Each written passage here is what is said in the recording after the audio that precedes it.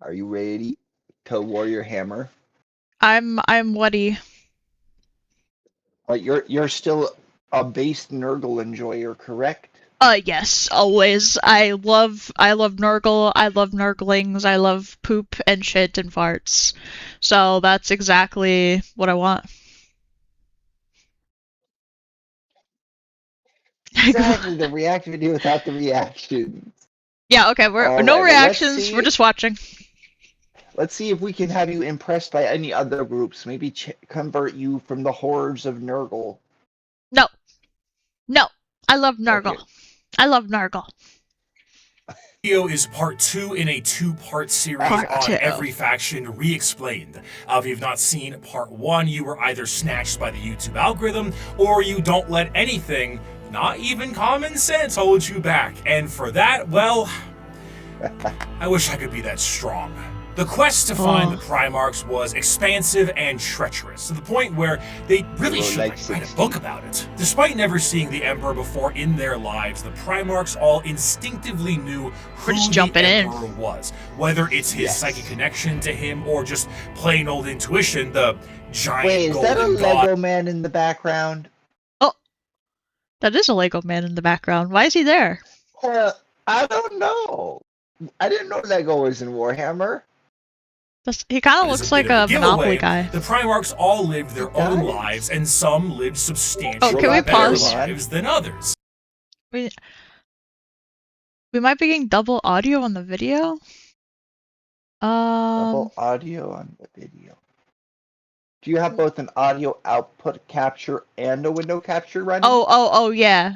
I have browser and game capture running. That's why. Okay, hold on. Let me fix. Thank you for catching that. Easy fix. Thank you. This is why we have chat. They're the knowers. They know things. Thank you. Thank you for catching that. Okay. I think it should be. I think it should be good now. All right, but you will need to know for memes. This is Robot Gilliman, also known as Robot Girly Man, Robo Girly Man, and any other combinations of words that sound remotely similar. He does taxes. Why is he girly? He looks pretty manly. No one will. Yeah. He's also like the worst at fighting out of the Primarchs. He's the logistics guy. Oh. He just wants to file tax returns, but no one will let him. Damn. Let him do what he wants. Robot Gilliman of the Ultramarines rose through the ranks of his worlds and ended up turning an entire sector into a high-functioning society, where others, like more. He works for Nurgle now. He's your stinky Primarch. He lives on a stinky planet. That's based. Tarian lived on the poisonous hellscape of Barbarous under the boot heel of his own adopted father. When the Emperor arrived, some wanted to play a little bit of catch with their dad at first, and some didn't trust the baseball bat he was carrying, and some didn't want to play at all. Eventually, one by one, the Emperor returned his sons to his side to bring them back together as one happy family. A family who needed a good cleaning. Are you tired of boring old soap? Is your son the foulest being ever? Do your eyes sting when he comes near? Well, clean that man right back up with the power. Thank you for the gifty lamb. That's right, the brand new moisturizing bar soap brought to you by Moist Critical and Bricky approved. Nurgle hates it, but Nurgle hates it, but you'll love it. Bar soap is always so sticky. Yeah, I'm a Nurgle girly, so this ad is not targeted at me. I do not bathe or shower or clean anything. My ass is as stinky as possible. For the sponsor. That's right, we love this soap so much. We are operating on 100% commission. We are supported purely and only by those of you who buy I can say in this situation. It is the best bar soap we have ever used. No way in, no way out, no way in, no way out. Your do you want a sniff? Is guaranteed. Take it from the man himself. For fear of intimidating myself. It's very good. Enjoy a multitude of flavors, including lavender, Pope Francis, Just Soap, Touch Grass, and Absolute Cinnamon. Cheeky alone has made me swap back to bar soap as my primary choice. No more liquid soap for this brick. Cheeky is the play. Go ahead and go to useshiggy.com/bricky or code bricky for 10% off your purchase and domestically support these videos. That's code bricky at useshiggy.com/bricky or click the link in the description to learn more. Get clean Truly, now. that's not fair. That's not fair. No, she's right. Two things can be true at once. Also, Oh, yeah, so half his sons so turned nice to on him. Dima. After That's the very Emperor was generous. able to bring all of his sons back into the fold again, he sent them on their way with his end goal in mind, reclaiming the lost worlds of humanity. Yeah, Each of his you gotta Primarchs remember, fanned right? out across the galaxy to accomplish this goal, but the one they were expected to report to was his favored son, and the first one found, allegedly, which was Horus. Horus was granted the title of War Master, and I he know that guy. certainly lived up to Big E's expectations, which were very specific about a and set heresy, by though. Big E himself to all of his sons. However, either intentionally or not, the Emperor did not mention to his sons some of the more chaotic aspects of the galaxy. Horus himself, while in the process of reclaiming a more advanced human world, you like was to say informed hello? of the existence of chaos gods, a factoid that No, Horus she's shy. initially did not believe. Oh. To him, it was a bit unfathomable to think that his father would admit such significant Enki. information on the inner workings of the galaxy. However, he soon realized this was the truth, and this betrayal was unacceptable. With the astronomical weight put on his shoulders and his father immediately leaving it all in his hands, combined with the slow corruption of his mind by those closest to him, he began to change his tune.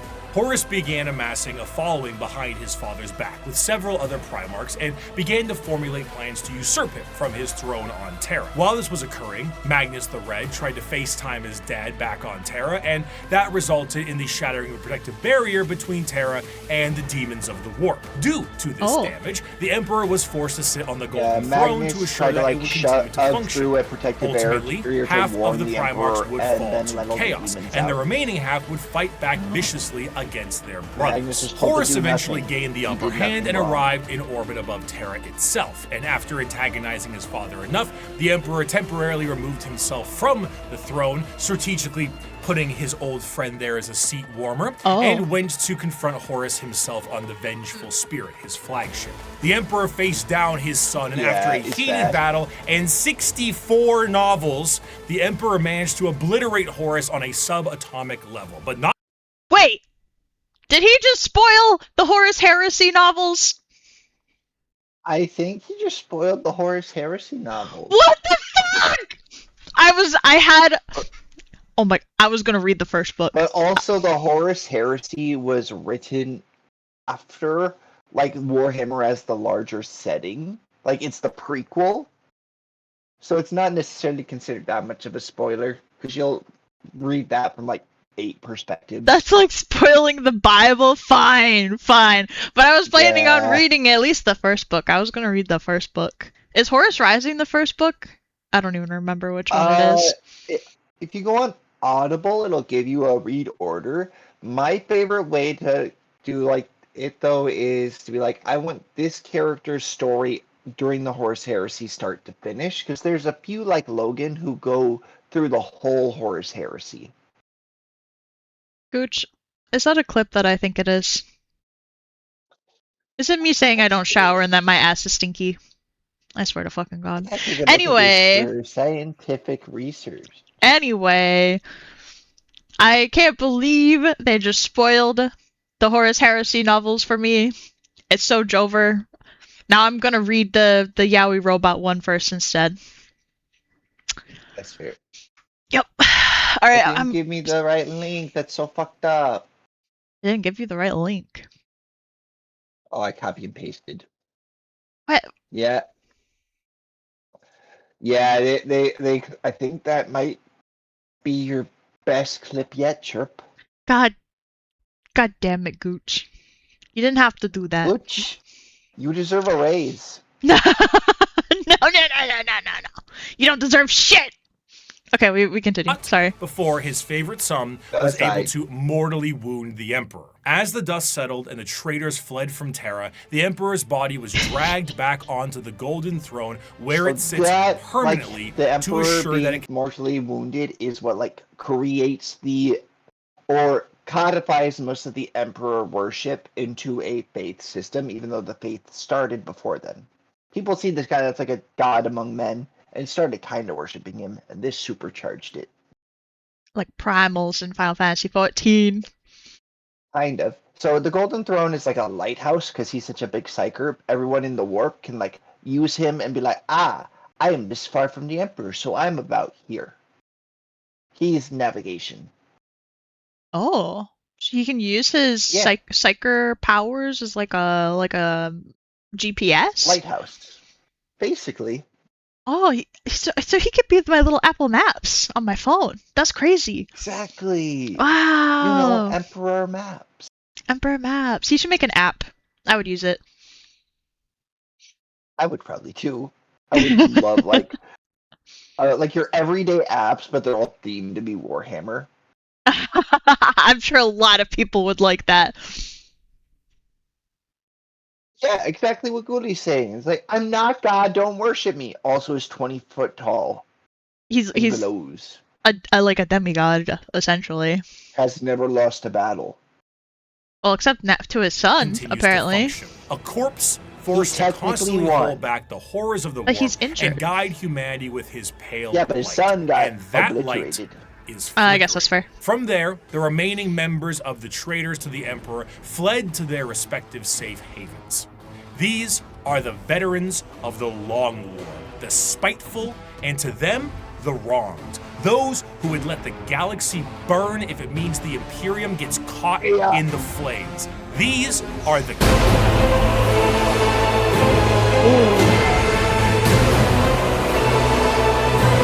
I kind of like the sound of that. And what are the achievements of your fragile Imperium?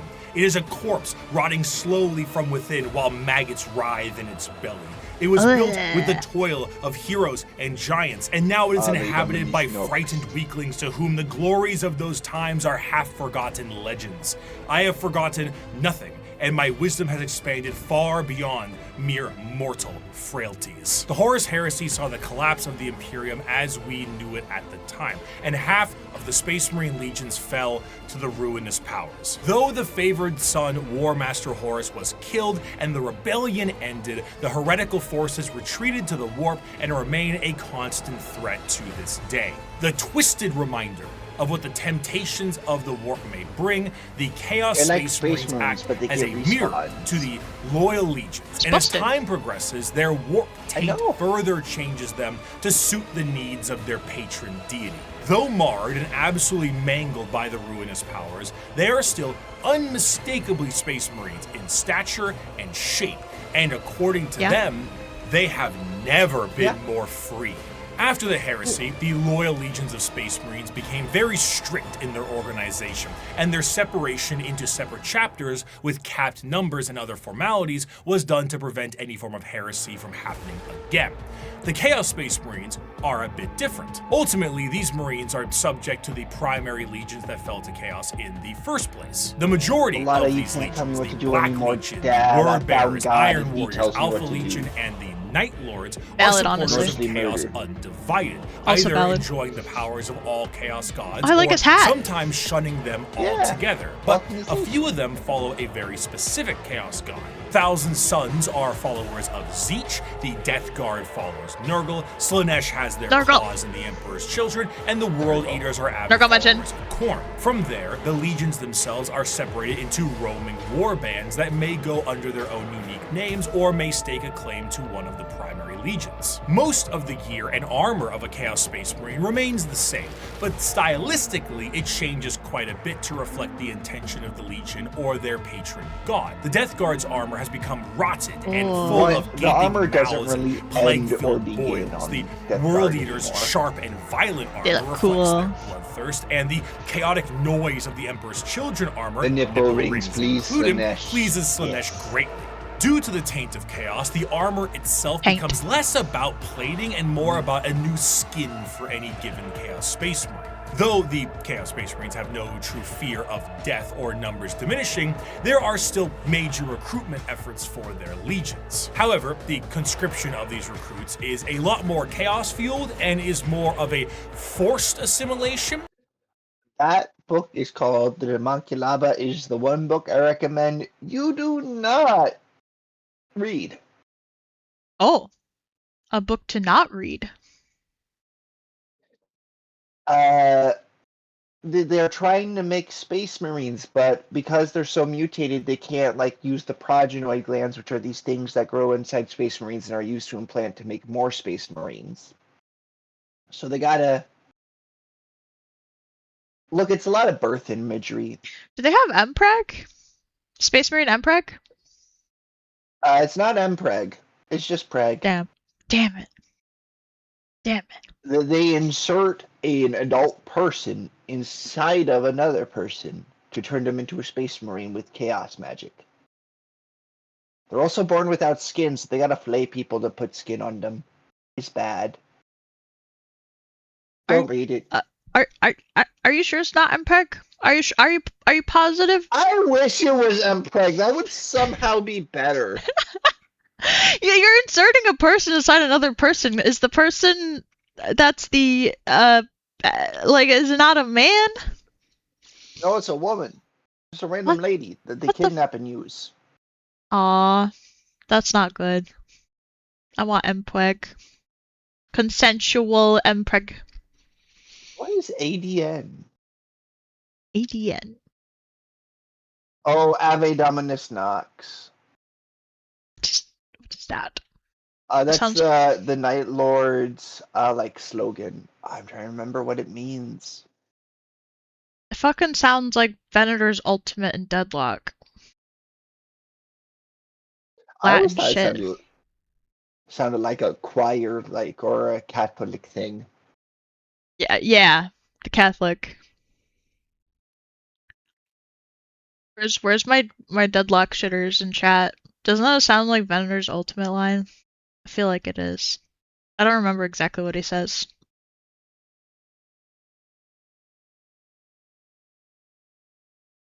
Anyway. Oh, remind me to ask you about your charity stuff later. Oh, okay. I can share. And in some instances, breeding. The organ implementations and other modifications are the same, and the necessity of a gene seed remains the same, but the result is a hell of a lot They were different. mad 1,000 years Understanding ago, Chaos they're Space still Marines mad. is a difficult That's exercise. what you need to know. If we took my original video 5 years back and looked at the Imperial Knights section, it mainly focuses on big stompy robots. Now that I understand more, I can discuss the Code Chivalric, the Throne Mechanicum, Squires, and Monarchs, and bring some more context to it all. To assume Chaos Space Marines are simply the opposite side of Space Marines would be foolish, for once you understand the plight of their Primarchs, it can provide a context always needed. Horus himself turned through an overwhelming weight on his shoulders and lies told mad. by his father. But what He if looks sick. Angron? Angron lived as a slave gladiator for his planet's masters, who took Dark Age technology and shoved it into his brain, so experiencing any emotion metal other than dreadlocks rage that was destroyed agony most of for his him. brain. He finally leads a revolt for his fellow gladiators and frees himself from the confines of servitude. The Emperor finds him and says he will take him home, but Angron refuses. He will fight with his friends against the tyranny of his slave owners to the last. At the final last stand Yeah. with him and his closest friends, slave gladiators, all of them, outnumbered and on the verge of death, the Emperor forcefully teleports Angron to his flagship and none of his compatriots, leaving Angron to live and watch all of his friends die. You kept that mule core Pharaon. Russ kept his kin friends. The Lion kept Luther. Humans, brothers, and foster fathers, saved and raised into Legion ranks. But not me. Not Angron, no. Did the Emperor teleport his gold-wrapped custodians down to help me in my army? No. Did he free the Warhounds and order them to battle, fight alongside me? No. Did he save my brothers and sisters the way he spared and honored the Lion's kin, the way he honored Cor Pharaon? No, no, and no. No mercy for Angron. So Angron, when the Emperor is talking to like his medics that are like going over the analysis and the X-rays and stuff, he asks if there's any way to fix his son, but he's talking about and then talks about how he can't really. Like he's talking about a broken tool.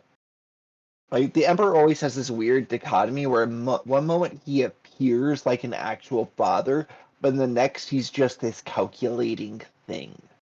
It's why some people think Primarchs turning to chaos was part of some larger scheme. Oh. Or, hear me out, the Emperor was super autistic and not a good dad. I mean, both can be true. I think both have to be true. At least Probably. if you're gonna be a calculating emperor of a big empire and use your sons for, world domination or whatever, you have to be a bad father as well. So You if have you're to going to be make both. 20 test tube babies. Yeah. Angron the Oathbreaker, Angron the Betrayer. Conrad Kurz lived as a Who's lonely Batman? boy scrounging the dregs of a hive city plagued by constant that guy's visions got his of an nippies assassin out. sent to murder him by his own father. Lorgar was born on a world of chaos worshippers with abusive parents, and the Emperor decided the best way to reprimand him was destroy his holy city. The Emperor robbed Mortarion of vengeance and suppressed Magnus at every turn. The question isn't why the Primarchs rebelled. The question is, why didn't they sooner? To them, they are not the betrayers. They are the betrayed. They were under the boot of a golden tyrant, and they finally could be free from his heel. Of course, things have changed a lot since the heresy, and the Primarchs of the Chaos Space Marines that have survived the fall are Those a are, twisted yeah. variant of what they used to be. They have all, for the most part, ascended to the position of Demon Prince and act as a direct connection between their Ooh. god and their legion. However, due to the nature of the transformation and dedication to a particular chaos god, their actions tend to be separate from their legion's actions. Fulgrim, for example, is so infatuated with being a Demon Prince of Slanesh that he is at times That's not After true. the stuff That's not Chirp true. has been That's not true. saying, and That's not you're true. accusing me of being stinky? That's not true. That's not true. My cat did not tell me to say that. Them to say that. Show Nito the clip. Don't share the clip. Don't share the clip. Go share the clip. No. Gooch, if you share this clip, I fucking swear to God. Don't do it. Gooch, if you share the clip, you're getting VIP. What? Are you... Motherfucker. He's silent. He's lurking now. He can't hear us. Thank God. Thank fucking God. No. If We I don't need share it, to... it's bullying. If Gooch shares it, it's bribery. What? It's still bullying me. Yes, and? Thank God Gooch is gone. The clip can't be shared. Darn. Nobody but him can share it.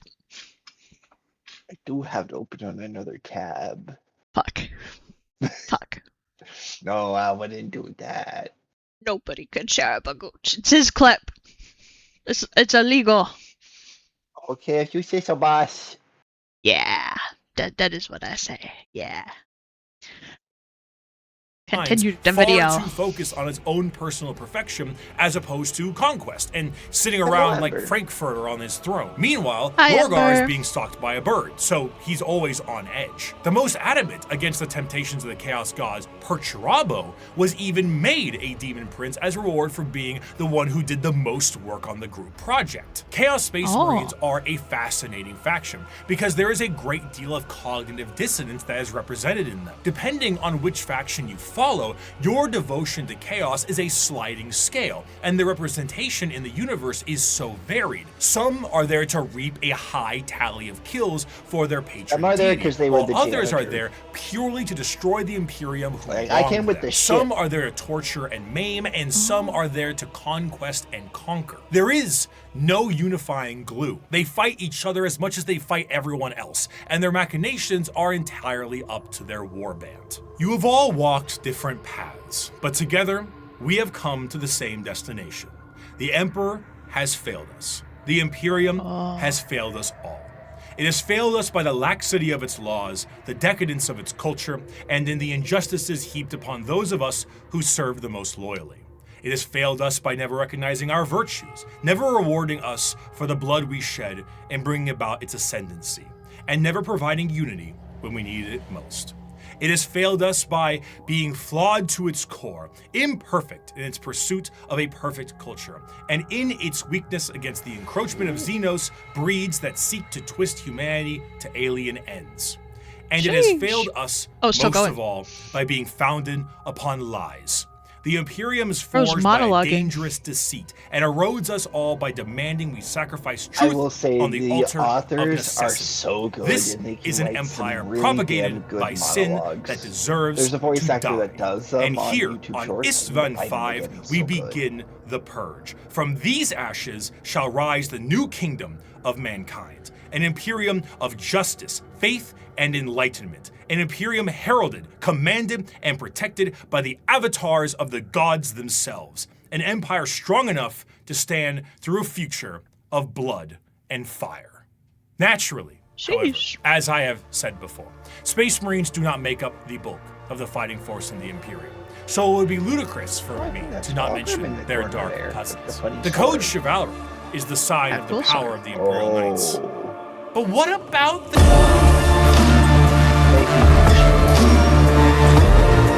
ruinous powers claimed during the Horus Heresy extended beyond just the Space Marines and the Primarchs. Mars itself was subject to a revolution Chaos that saw needs half of them robots. fall to chaos as well. And some of the True. once loyal knight houses saw themselves swearing fealty to the dark gods. The falling of these factions allows for the war machine of chaos to continue uninterrupted and to have firepower equal to that of the Imperium itself. The Dark Mechanicum, as the name suggests, is the chaos-affiliated branch a of the tier- what Mechanicus and have a kind lot of more tyranny? free reign, much like the freedoms of the Chaos Space Marines. The seeds of the Dark Mechanicum were planted fairly early due to some of the Mechanicum not really seeing the Emperor as the Omnissiah immediately, and Horus exploited this to allow the schism to happen a bit more naturally. Unlike their Imperial brothers, the Dark Mechanicum Yeah, but most of their mentions like, what if we took this thing and put a demon in it? Okay, interesting. Now hear me out. What if we put 2 demons in it? And the machine guys? Yeah, like the whole Oh. thing is like, how many demons can we cram in a tank? Oh, I see. So it's like lots of demons controlling a mechanical body. Kind of. There's a lot of like biomechanical, like there's these like robot dragon looking things that are really cool. And they'll like cling to the bottom of ships instead of having like attack crafts, like small Oh, fighter jets. little parasites on sharks. Yeah, exactly. have the ability to invent and innovate. What a concept. Oh, wait. We gotta pause this again because you didn't answer Nito's question. Oh, I asked what kind of Tyranid. What? Or in Lehman Russ tank. The exterminate the No, generally they're fighting with like scaling technology. Like, what if we took this blaster and made it bigger? But they're not Oh. fighting with much else beyond that. Man, Nito dropped that comment and then fucked off. We'll never get the answer. I feel like the forearm guns would be like surprisingly tender, so I'd give it a try. Surprisingly tender.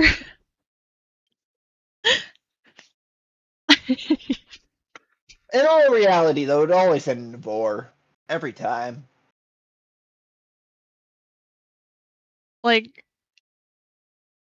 like you're getting eaten? That's the Tyranids' whole thing. They show up and like eat planets. Oh.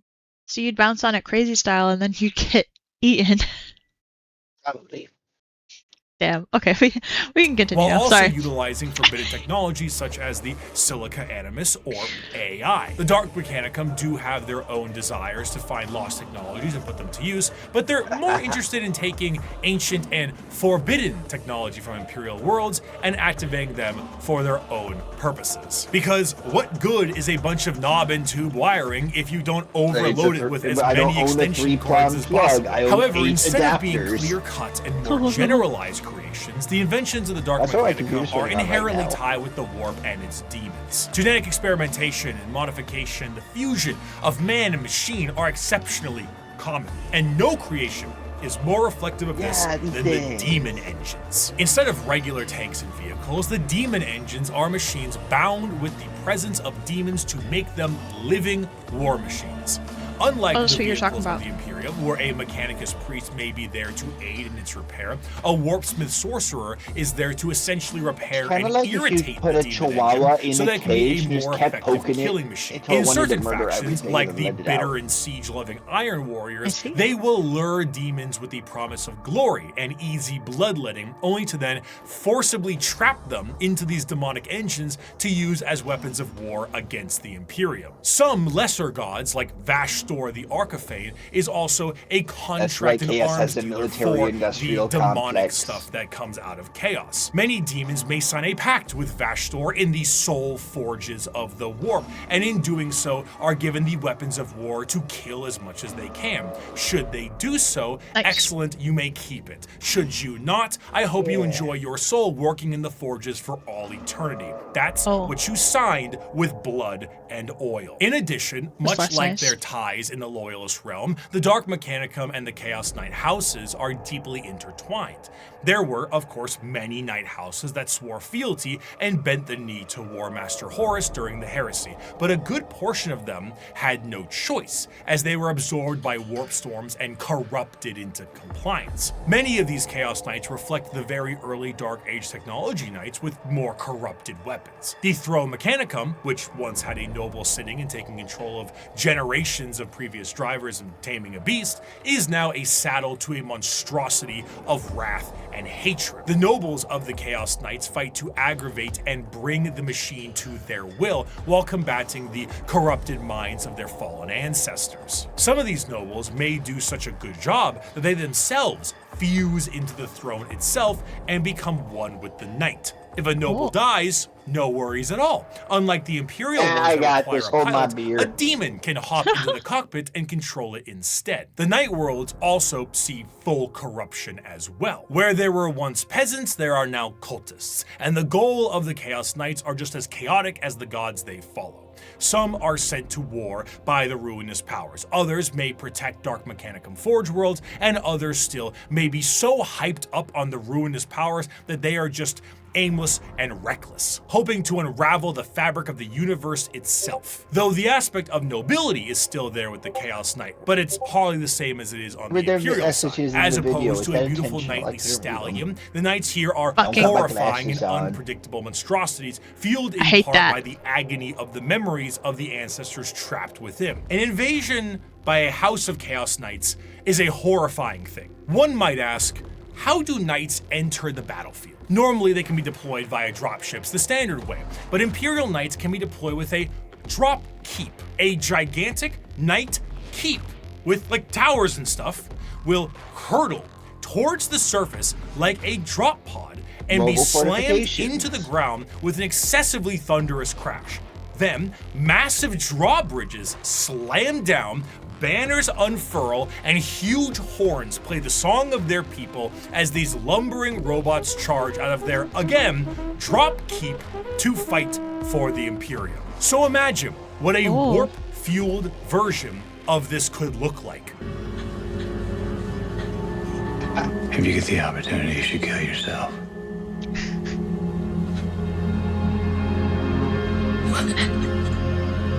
Chaos Knights have such a presence, the warp fluctuates in their tread. They bring doom, dread, and despair across the battlefield. Warp storms occur overhead, and psychic phenomenon cling to them.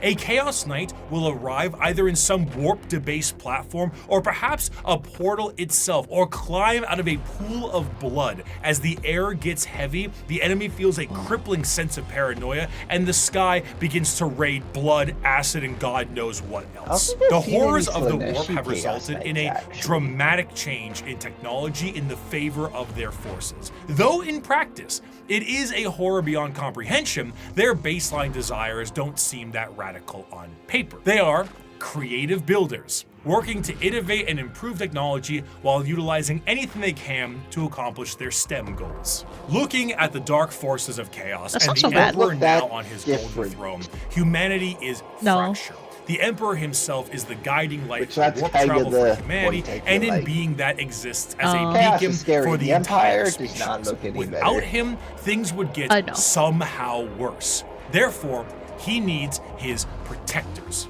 Where a Thunder Warrior wasn't enough for his armies, and half of his Space Marines turned traitor, the Emperor's personal bodyguards are something else The only group with women. They are not the fallible Astartes, nor are they a nightmarish concoction of organs and indoctrination. They are built and gene-crafted with science bordering on magic. They number 10,000 strong, and each of them is a hero. They are the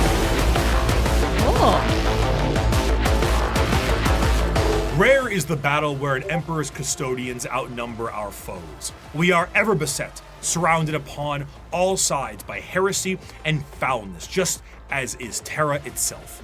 Yet, like the throne world, we stand resolute, indefatigable, indomitable.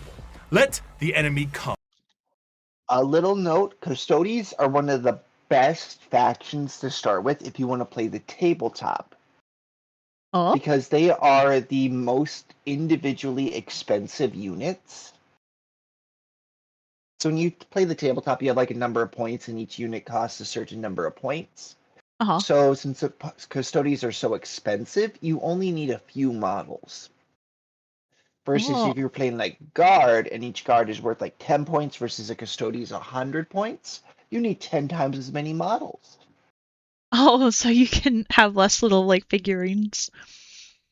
Exactly, which those figurines get expensive very quickly.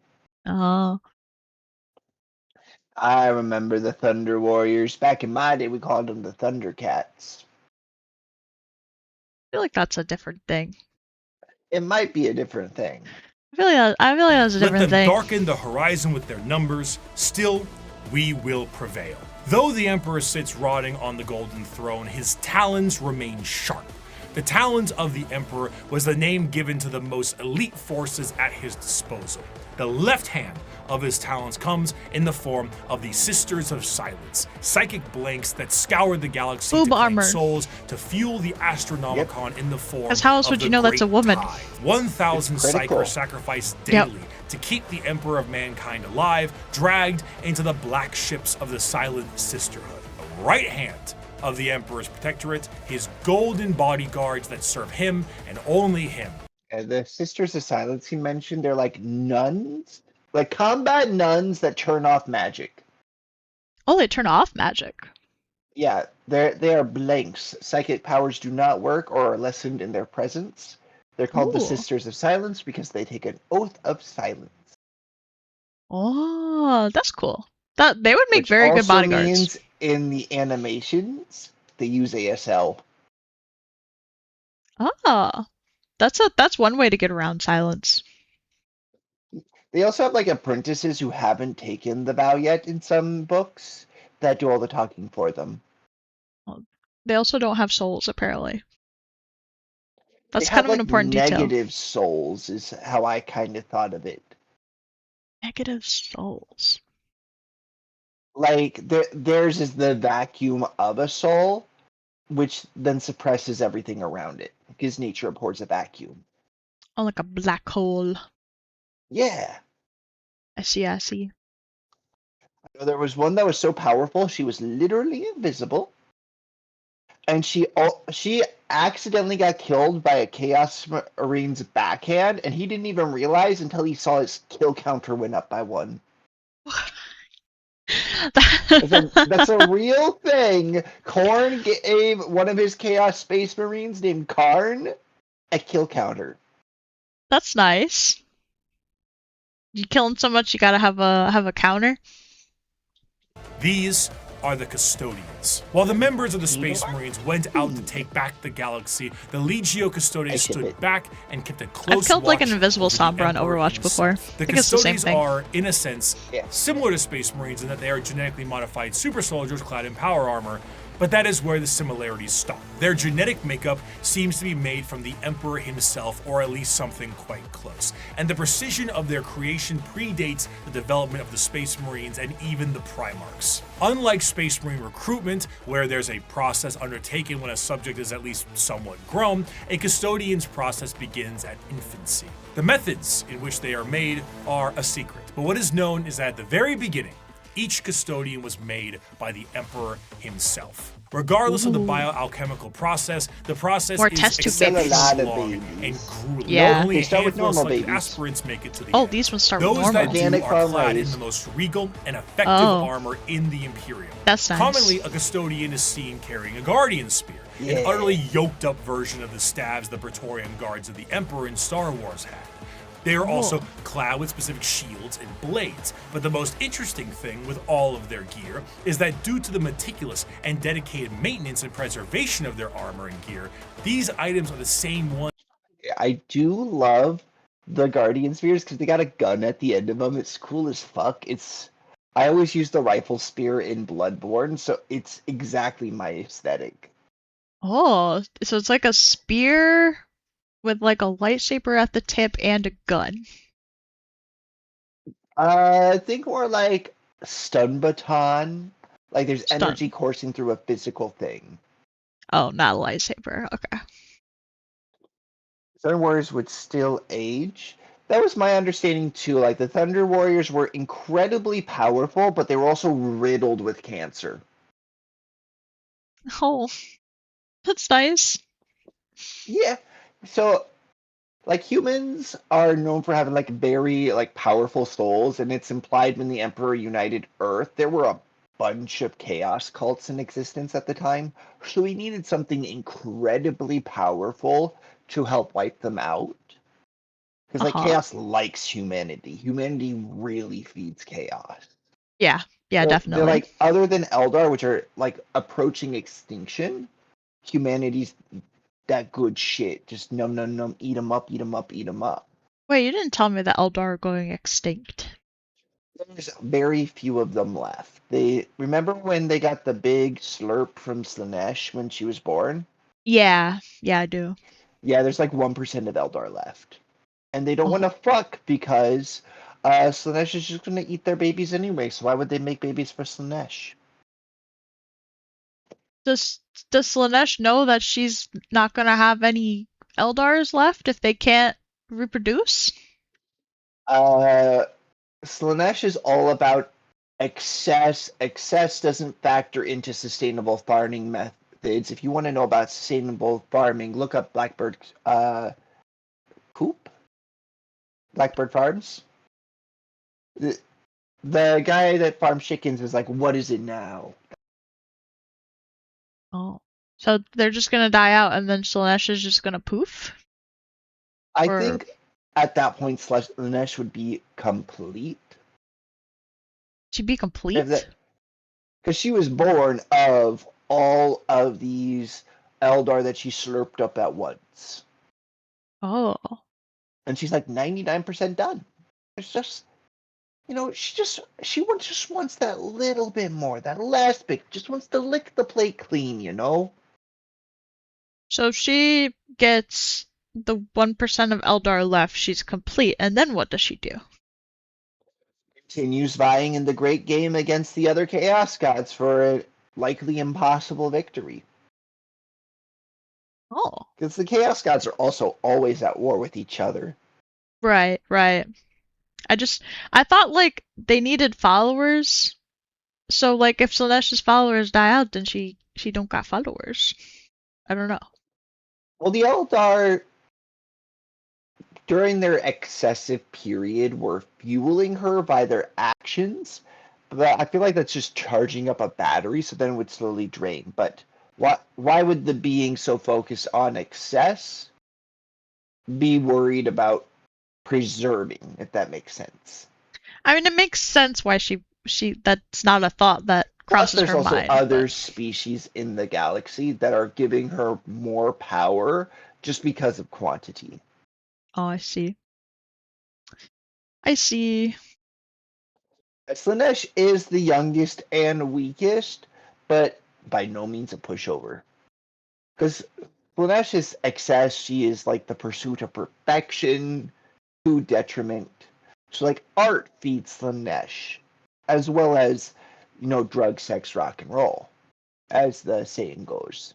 Have she considered that her territory wouldn't be so small if she didn't eat all the babies? No, you just gotta trim the bushes to make it look bigger. That's called manscaping, everybody. It's they escaping, thank you kindly. Oh, my bad. Slanesh is canonically non-binary. Oh, right. Like both masculine and feminine pronouns are used interchangeably for them. I feel like manscaping isn't just for men, though. That's just a term for. It's like how girl dinner isn't just for the ladies. That's what Exactly. I'm having tonight. Exactly. Oh, you're having some girl dinner tonight. I got a little bit of leftover pineapple in the fridge. Pineapple. Yeah, no one in memory care ordered the pineapple, but we had cut it all up yesterday, so I got to take some home. That sounds yummy. Yeah. The problem is you eat like 4 pieces of it and your mouth starts like tingling. Yeah, because it's eating you. I know. It's so fucked up. Yup. Boy kibble. Boy kibble. My friends like to make fun of me for making boy kibble, but it is pretty good. Wait, what's boy kibble? That's what they call whenever I post pictures of my calico beans. It's a mix of butter beans, red kidney beans, a can of pork and beans, ground beef, bacon, onion, and like a homemade barbecue sauce, and you bake it in a casserole dish. Oh, when you said calico beans, I thought you were talking about like a calico cat's toe beans, and I'm like, oh, I love calico toe beans. No, They're so it's cute. called calico because of that mix of colors. Yeah. Oh, I see now. It's beans. It's actual beans. It's beans. How bad are your I'm looking for beans. How bad's your gas after that? Actually, that bad. I see. All right, continue. They used 10,000 years ago. The custodians do not age biologically, so some of the veterans in the Guard may be several thousand years old. And unlike the Space Marines, they fight entirely as a solo force. When a line of custodians is holding back waves of enemies, they operate independently.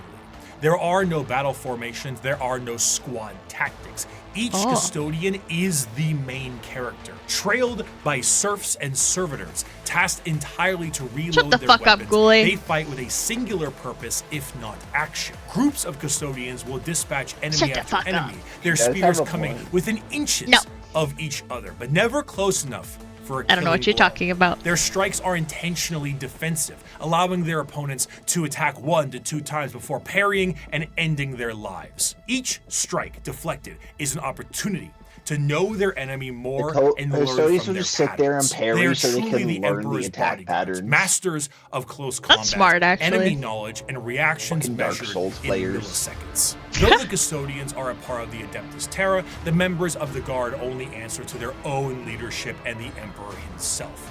The leader of the custodians is known as the Captain General, and individual squads of custodians are overseen by a shield captain. As their focus is on the Emperor, their command center is located within the Imperial Palace. The Tower of Hegemon serves as their primary base of operations, but there is a dedicated elite guard of custodians known as the Companions that stands 300 strong by the Emperor's side. In total, the custodians are 10,000 strong, and when a member retires, their name is added to the Hall of Name and vanish. Yes, the 14-foot tall man is a spy. Spy? Yes, because it's very much not suspicious at all for a man 14 feet tall to show up on a planet and just hang out at the bar. That seems normal. I don't know. He's just trying to get a drink. You're right. You could be a handsome Ogren. I'm sorry. Across the galaxy in a cloaked disguise to serve Ogren as that eyes can and count ears to for the 5. Imperium. Despite their numbers pretty and high. their strength, the members of the custodians do not consider themselves to be soldiers or warriors The smartest in any Ogren in way. They Warhammer see can themselves count to 4. strictly as the guardians of the Emperor in all facets of his presence. This extends beyond the physical. Custodians believe they represent the guarding of the Emperor's ideals and philosophies too.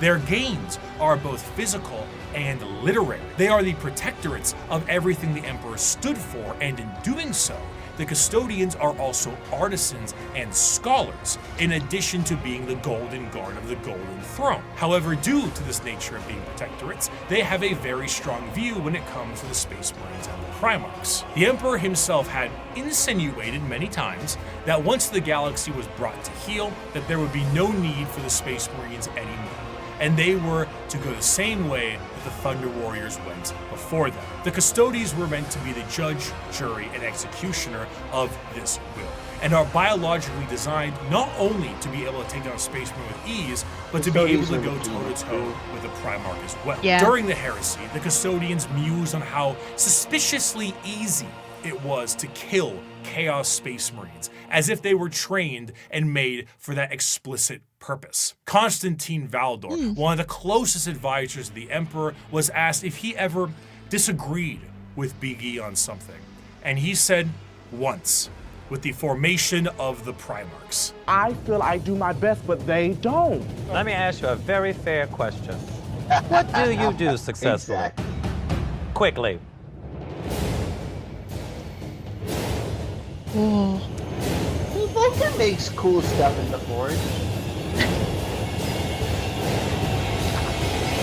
I hate that every time we're in Untucked, the conversations are about me. And besides the trained distrust for Space Marines, the Custodians also have I need a whole evidence series like for their that. distrust.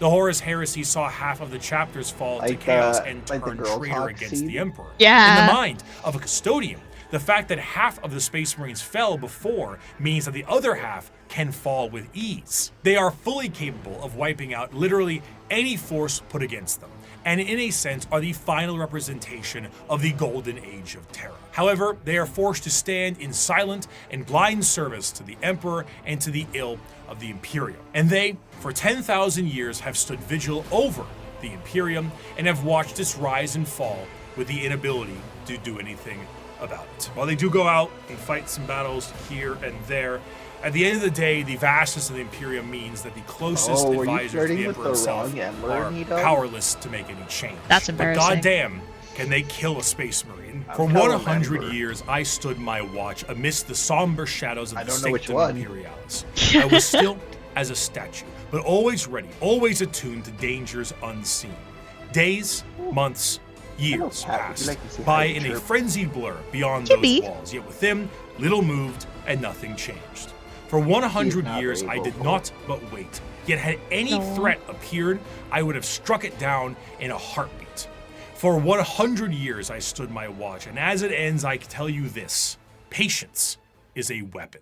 Of course, a threat directly to Terra itself would appear to be something foolish. It's in the deepest parts of Imperial space and is one of the most defended bastions in the galaxy. You'd truly have to be foolhardy or insane to think that you can got it in take one. on Terra itself. However, one faction certainly got close. In the dark ages of the stars and in a river of misery, there is one faction having a cracking old time. The galaxy sees them as savages, yet they have already figured out the questions of the universe. Their numbers are uncountable, their technology incomprehensible, and yet their violence is so very green. I am, of course, talking They are about British. the Wait, is it not Nurgle? Oh, The it's orcs are the orcs. pinnacle Oh. of creation. Different green. For them, the great struggle I heard is green one. and I was They like, have evolved a Nurgle is society green? which knows no stress or angst. Who are we to judge them? We Eldar who have failed, or the humans on the road to ruin in their turn? And why? Because we saw answers to questions that an orc wouldn't even bother to ask. We see a culture that is strong and despise it as crude. During the war in heaven, the old ones were doing their best to spawn as many combatants to their cause as possible by seeding the galaxy in a specialized sense. The Eldar were made to be a precise and tactical species to fight off the Catan and the Necrons. But another prominent species orcs need a was made sausage by them roll. as well. It's an The emergency. Krork were warriors clad in ornate armor with more dangerous weapons. Sausage. However, things changed, and these warriors changed, and the Krork are no more. They are now known as the boys, the lads, the mates, the orcs, orcs. An orc in 40k looks like an orc in most other fantasy media. Hulking, warlike monstrosities with big teeth and worse attitudes.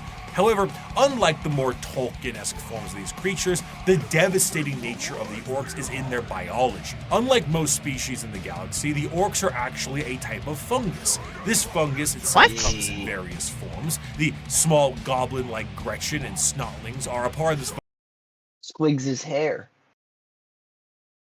What? They're fungus? Yeah, they're made out of mushrooms. An orc is a colony of mushrooms, essentially. Oh. But the squigs are both mushrooms, and they're also hair. Oh. This is an interesting take on orcs. Like, they are just what's called the pinnacle of creation from that quote. Like, while humanity and the elves are like going to ruin, the orcs are just having a grand old time vibing. Exactly. That's cool, actually. So the orcs will breed squigs for all number of uses, from being bombs to carrying things to attack dogs to being hair. Like if you see a orc with a ponytail, it's actually a squig biting the top of their scalp. Oh, that's fun. Yeah. But yeah, because orcs are fungus, I don't know if they get into it, they can take a fucking beating. That's their whole like thing. It's like you can blast out a good part of an orc's chest or brain, and they're fine. Can they like regrow like fungus can? Kind of. There's orcs that are really good at putting other orcs together called mad dogs. Oh. fungal ecosystem as well, and also the squigs, which can be used for basically anything. But regardless of what is a part of the fungal system, all of them are born from spores that land on the ground and grow. As they travel around the galaxy, they drop spores literally everywhere, and then an orc dies, and they drop tons of fungal spores that allows for their numbers to be replenished over a period of time. Because of this, orcs are not only extremely prominent across the galaxy, but they are exceptionally resilient due to their growing cycle. Even if one orc lands on a planet, it will be nearly impossible to get rid of all of the orc presence unless the planet itself is completely destroyed. And even then, they might find a way to survive. Due to their fungal nature, orcs don't really stop growing, and the more long-lived an orc is, the bigger they get, and the more an orc fights, the bigger they get. Of course, since they also get thin, scrawny, and malnourished if they're kept in captivity, unable to fight. If they don't fight? Yeah, fighting is sustenance to them. Oh, that's interesting. How does that work? Constantly getting into scraps, and orcs' lifespan isn't necessarily that long, so the bigger orcs are harder to find. Though alongside this, however, they are a tribe-based species that is comprised of war bands, and the biggest and the strongest orc leads the war band known as the war boss. At the bottom end of the orc tribal system are the Gretchens and the Snotlings. These members act as the servants and slaves of the orcs, and sometimes their actual ammunition, despite being a bit smarter and more cunning than their bigger brethren. Because in orc culture, there was a Gretchen that accidentally made a fully functioning tax system for an orc planet because he didn't want to get eaten. Because the big war boss came up to the Gretchen and was like, "You handle it." And he did. And he did. Good for him. And the orcs accidentally created a functioning society by one guy going around saying, "You handle it. You handle it." I mean, they're apparently very smart. The smartest, some are saying. Yeah. the biggest is the boss. The smallest gets picked on and thrown around. Beyond the war bands and the tribes, orcs also belong to a specific clan. Tribes constantly shatter and rebuild, but the clans do not. They are, in a sense, a psychological state of being for any given orc, and gives an orc their specific character and traits. And to make things easier, these clans are also color-coded, so that's very easy to tell what orc does what. Though there are many clans out there, 6 of them are the most prominent and well-known. The Bad Moons are essentially the merchants and have a lot of money because their currency is teeth, and they grow teeth faster than any others. The Blood Axes are the stealth units, and by Stealth, it means like slightly more quiet than the others, and they have a love for LARPing as humies. Death Skulls are the scavengers, and the Goths are the close combat specialists. And on the two ends of the spectrum, we also have the tech-savvy Evil Sons, and the more traditionalist and tribal Snakebites. Another major facet of orcs is their religious beliefs. They believe in two gods, Gork and Mork. Gork is cunningly brutal and Mork is brutally cunning. The difference between them, according to orcs, is that Mork hits you when you aren't looking and Gork hits you when you are. There's a lot of confusion as to which one is which, and this results in a lot of infighting. In other species, this would be considered a sort of religious conflict, but for the orcs, it's just another excuse to fight. I have a quote here, but I don't really do a good orc voice. So I'm going to get my co-host of That's Ridiculous to read this one, and I'll try to lip sync it. Oh, he's more cunning in a grot and more killy than a dread. The boys that follow me can't be beat. On Pisana, we jumped the Marine boys, and our boss poles was covered in the helmets we took from the dead-ends. We burned their ports and killed their bosses and left nothing but ruin. Yazgul Mag Uruk Thraka. Margaret Thatcher, question mark? What? There's a theory that the joke in the name is that it's a reference to Margaret Thatcher. Like, former British Prime Minister. I think she was Prime Minister?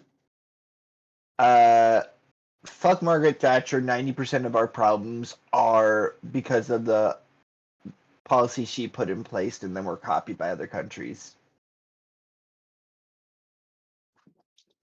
Behind.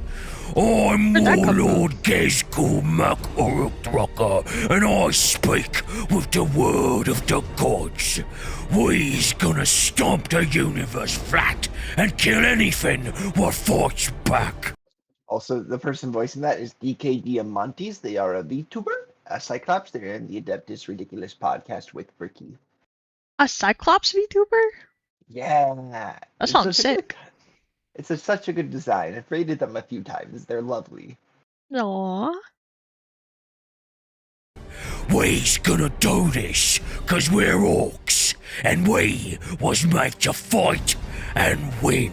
It's because this fucking sounds terrible. Fighting is the biggest aspect of orc culture, and is essentially their life's purpose. They are genetically hardwired to get into battles and scraps with enemies that can feel pain. The more they fight, the bigger they get. This, combined with them getting bigger over time, means that some of the biggest and baddest orcs of all time have been notably gigantic. The Beast, as he was known, was about the size of an Imperial Knight. If an orc runs out of other enemies to fight, they will immediately start infighting to scratch the battle itch. For example, in The Warp, a planet exists where a band of orcs are in a constant state of war and battle, and have been for an improbably long amount of time, strictly because how much Korn enjoys himself watching it. For some, being trapped in Korn really likes the orcs, but there's a theory that because orcs have their own gods, Gork and Mork, that it actually like directs what would be fueling Korn, at least partially, to Gork and Mork. Oh. Like, the old ones made them, and the old ones are very smart. So orcs are with Korn. If there were any chaos god to represent orcs, it would be Korn, but Korn does not control orcs. Oh, I see. Orcs are uncontrollable. Exactly. You ever try and herd cats? It's harder than that. I see. Well, they also have their two gods, so they probably wouldn't listen to Korn anyway because they're not the two gods. Yes. Korn was brutally cooning and pretending to be Gork. Korn ain't smart enough for that. Probably. He ain't Nurgle. Nurgle's so big and strong and handsome and smart.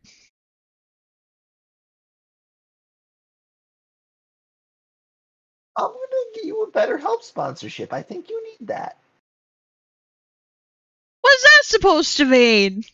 Don't worry about it. a perpetual war planet for all eternity would be a fate worse than death, but to the boys, This is heaven. In the event of a particularly big battle, a massive amount of tribes and warbands will unite under what is known as the War. The concept of a war covers a few bases. The first is the group aspect of the massive green tidal wave of orcs fighting for the same cause, the cause being the second base. But the most prominent aspect of the war is the psychic aspect of it. Remember how the old ones made the Eldar and all the Eldar are psychic? Well, the orcs are too, kinda, but just not as much. Only a little bit of it. And they often don't know how to use it and frankly don't care. But a huge gathering of orcs generates a psychic field that allows orcs to be more organized, dangerous, and dedicated to the war-based cause. However, the true extent of the psychic energy and its usage is relatively unknown, but that doesn't matter considering the outcome 90% of the time. In a similar sense,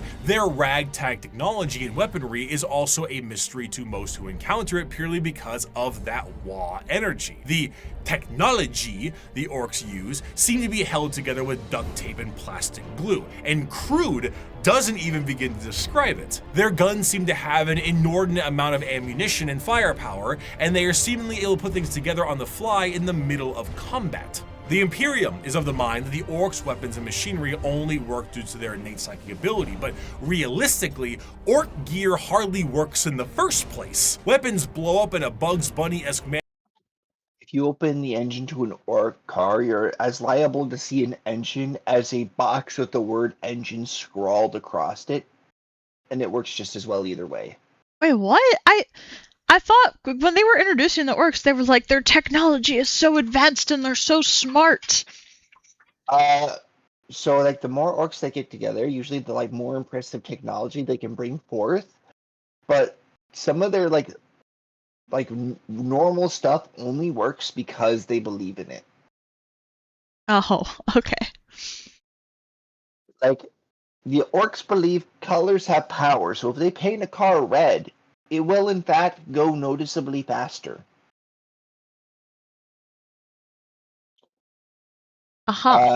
Blue is lucky, and purple is sneaky. Because have you ever seen a purple orc?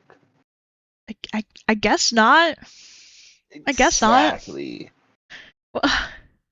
Okay. All the time, and their war buggies can collapse in the middle of battle. Just because it works a handful of times does not mean it's an effective weapon, but this doesn't stop the orcs and their green tide. To really understand the power of the Wa energy, orcs can operate purely off of belief. Now, a misconception is that orcs believe something is real and it happens, but that isn't true, because that's just one orc. However, there's never one orc. There's normally a few billion orcs together, and if they all believe something is true, the warp will tend to respond with a positive green light. Sometimes. Do the red ones go faster? Well, with enough orcs, yeah. How does an orc buggy with an engine block that's just a boulder with vroom vroom written in chalk work? Who cares? Orcs breathing on a ship with a hull breach? Go ahead. An orc went back in time to kill a version of himself so he could have two of his favorite weapons. It is shenanigans. Because of their actions and aesthetic, the orcs tend to be presented in a comic relief sense in a lot of media, particularly the media from their perspective. They are bumbling and loud and goofy British football hooligans, and they say silly things and act in silly ways. But to the citizens of the Imperium, the orcs are far from funny.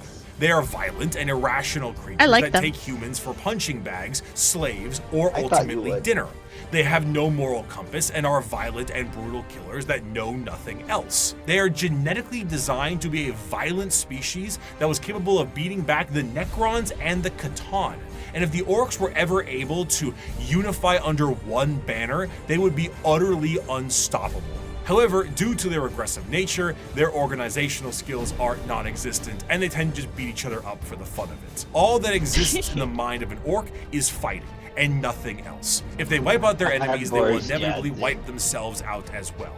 They are a brutal Ouroboros doomed to an endless war cycle, but to an orc, why does it matter? If they fight and they win, they win. If they fight and they die, it was a good fight. Now that the Xenos armies are growing in strength and more are threatening the safety of the Imperium, they need to bring new methods in order to handle what they are currently facing. The Emperor is on the Golden Throne. Half the Space Marines are traitor and they are beset from enemies within and without. So now the Lords on Terra must prepare for anything possible, and sometimes the impossible. For that, they take to the stars to explore and expand. They recruit assassins for priority eliminations, they train a galactic police force and a secret police Agents to root of out the any and all Imperium. heresy. Okay, that must The be like a lesser known, better yet category. most feared.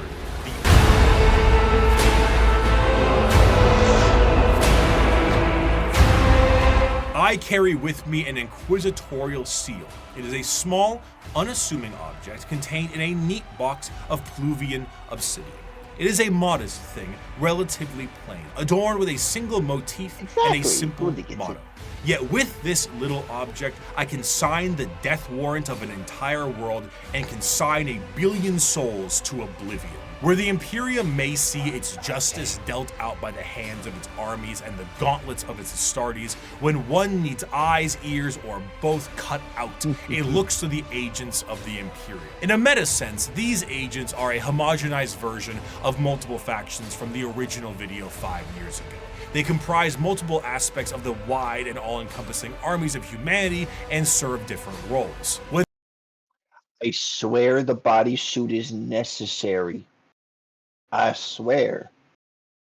They're able to kind of shapeshift. Shapeshift? Like they can color change, they can change the proportions of their body within certain parameters. They're what is it? What is the group of assassins called? Chat, Ghoulie, you're a nerd. What's the shapeshifty assassins called? I swear, it's not just a fetish thing. What? What? Look at the picture on the screen and tell me you don't. I- That doesn't look like fetish. I gear. think you're ahead of me. Are you not on the picture of the lady in the bodysuit? No, there's definitely. I think that's a man holding a gun. Whether it be the law enforcers Weird. of the Adeptus It's Arbites, supposed to have the a void-faring explorers, Yeah, I'm a rogue little bit traders, behind you. the invisible hand of the Oh. assassin, Oh, I see it now. or the hospitality. That of is the definitely a Emperor's tight suit. Inquisition. Each has a part to play in the God I didn't realize Emperor's there was a domain. delay. Rogue traders are a great Just a couple example of a seconds. somewhat undiscussed part of the Imperium.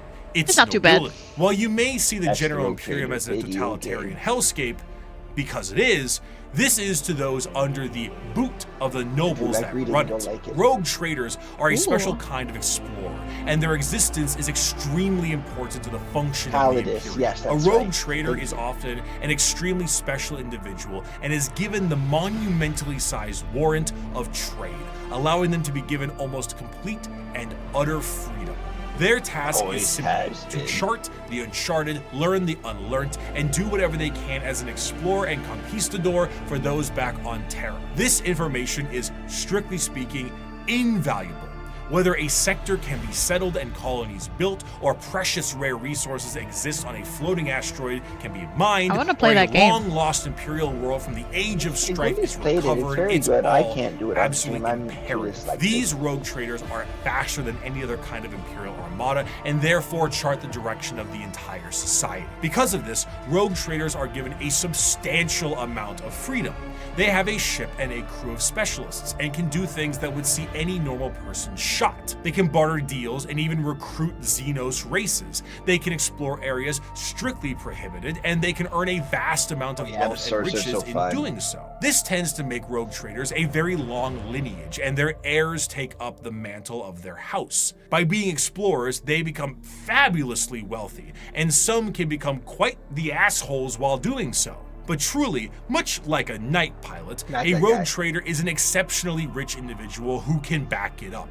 They are master swordsmen, explorers, merchants, settlers, diplomats, and everything in between. They Damn. chart a course and they set the grounds, which means they will need someone to defend them, and the RoboCops. prime choice for that can be the Adeptus Arbites. Now, the Arbites are cops, Judge Dredd-style cops, as their inspiration clearly shows. Each planet will have their own members of local law enforcement, and most of them will settle many of the issues there and then. But when something requires a far more in-depth peacekeeping force, the Adeptus Arbites are brought in. Think local police versus the FBI. Arbitrators in Why the does that police Arbites officer tend have to a focus McDonald's heavily on patch? stopping crime before I it can don't become know. too much of a threat. A criminal gang or heretical uprising can be subdued quickly and efficiently by utilizing them and dealing with soon-to-be criminals, They get as they dogs. put it. They will tap into communications, create spy networks, do interrogations and sabotage, anything that helps the good of the Imperium and the law they seek to preserve.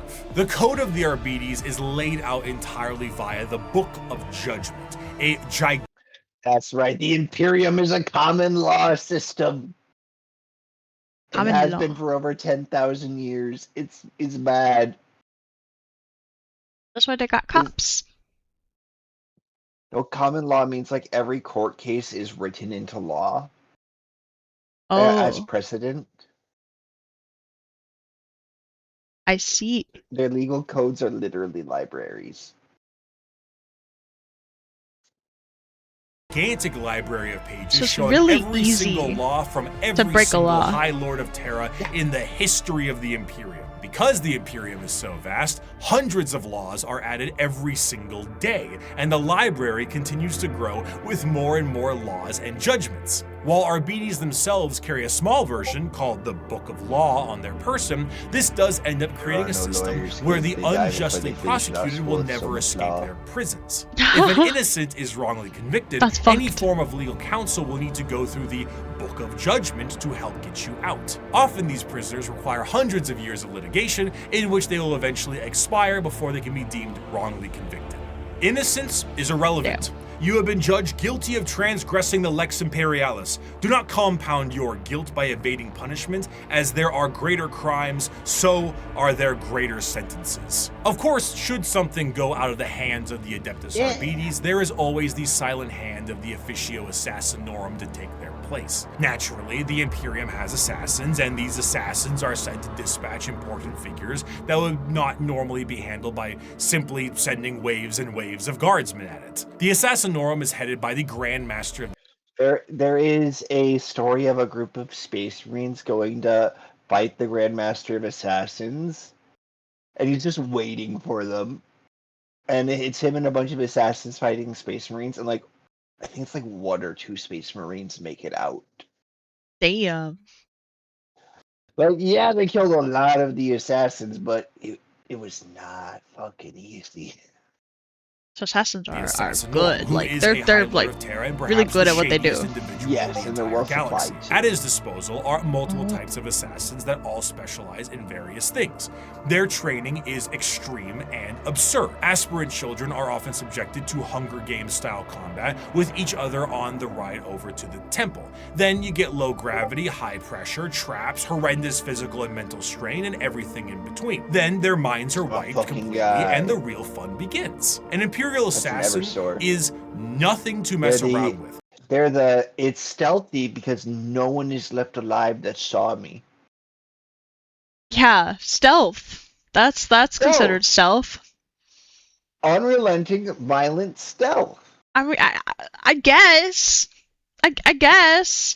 They're so fun because all the chemicals and all the like cocaine and drugs in them that make them go fast. If they die, quickly go like super critical and make them explode. So they're like a suicide bomber too. Well, they plan to live so they can go on another Okay. deployment. I mean, it's not suicide, but they're taking people down with them. Exactly. Like even if you kill me, you're still dead. Yeah. Okay. Exactly. They're like if Fent was an assassin. They are some of the Kill fastest everybody. moving and hardest hitting things the Imperium has at hand and can go toe to toe with Space Marines depending on which temple they are from. Some, like the Vindicares, are master snipers who lie They're in wait for aimbotting. weeks, days, or even months just to get the perfect headshot from 5 kilometers away and disappear. The Calidus Temple are masters of shape-shifting and take a drug that allows them to transmute their body into whatever they see fit. A confidant of a target may be killed and they will take their place before killing their target outright. Or they could shift into a member of a Chaos Warband with symbols and flesh and all that to earn the trust of a cult leader before slitting their throat. Wizard The assassin. Caluxus Assassin is a psychic blank, a soulless mutation, making them appear as uneasy to normal humans and downright disgusting to psychers. When a powerful psyker is causing issues, this is who you send. Their special So you know how like the blanks, they make the people around them like lose their magic, right? Yeah. Their helmets basically act like a mirror, taking that effect and reflecting it all in one direction, like a laser.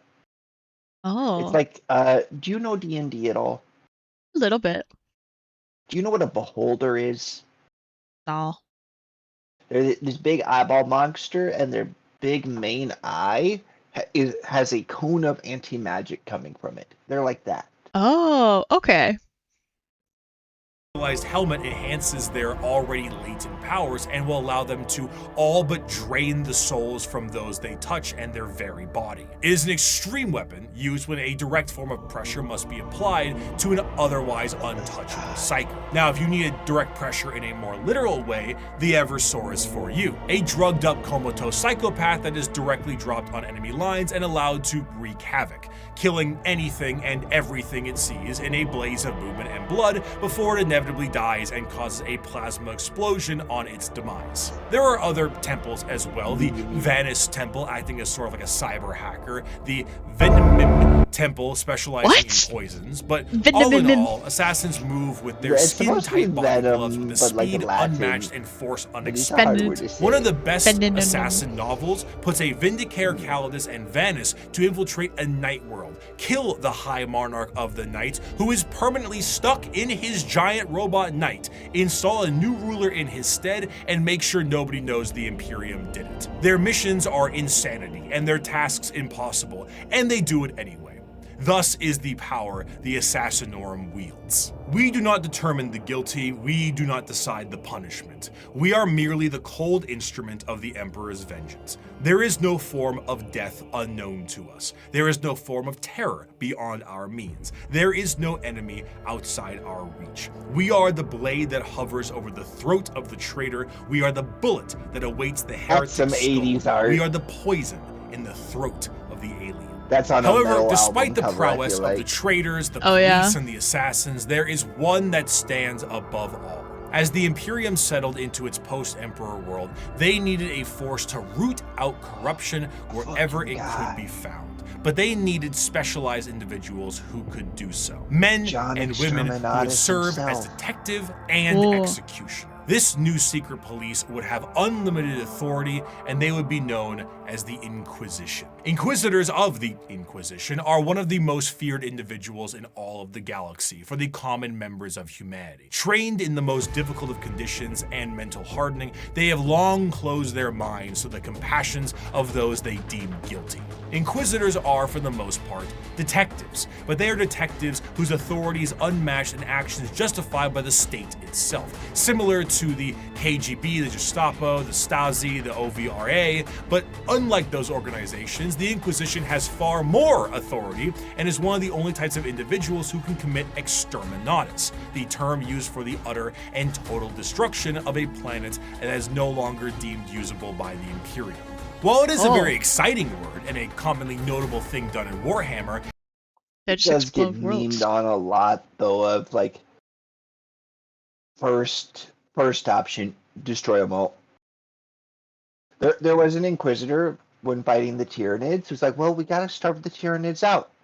I'm gonna make a fire break in the galaxy. So he started exterminating planets. Oh, That's- I believe it was like approaching triple digits. that's There a was lot. not time to evacuate those planets. That's a lot of planets. Yeah.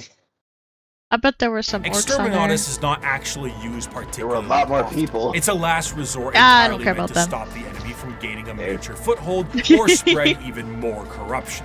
Even with 1 million worlds, the wholesale slaughter of an entire planet is still a massive blow to the Imperium. Inquisitors range quite a bit, not just in how they operate, but also in their personalities.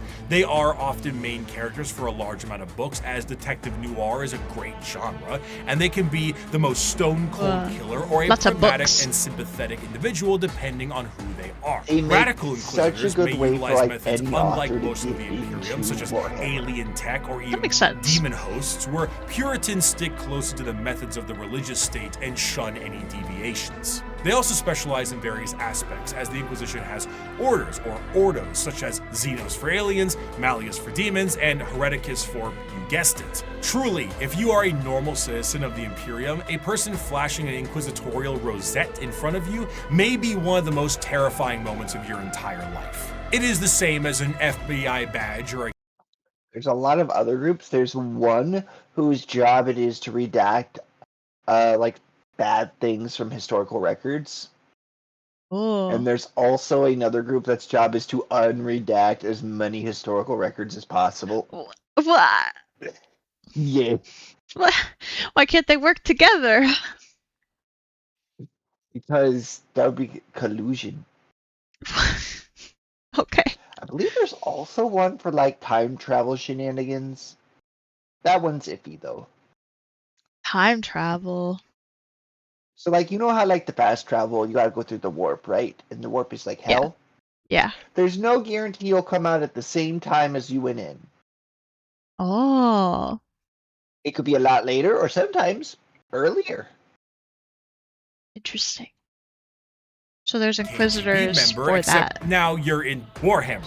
So their authority and tools are infinite. Agents of the Imperium are vast and offer a ton of different concepts to the world of Warhammer, and they continue to expand as the Emperor's descent into the Golden Throne has lasting effects on humanity. As time progressed, a few people seeing the Emperor as a deity made their voices louder, and over a few thousand years, worship of the Emperor was not only considered expected, but state mandated. This church will be known as the Ecclesiarchy, and there were many who would look to the cardinal position and make desperate grabs at their power, leaving horrid It's the effects Doge on the guy. populace. The Age of Apostasy was a time of reformation in the Imperium that saw its eventual Doge guy. change into an overtly religious Doge Van Dyer, but there's so many memes of him as the Doge dog.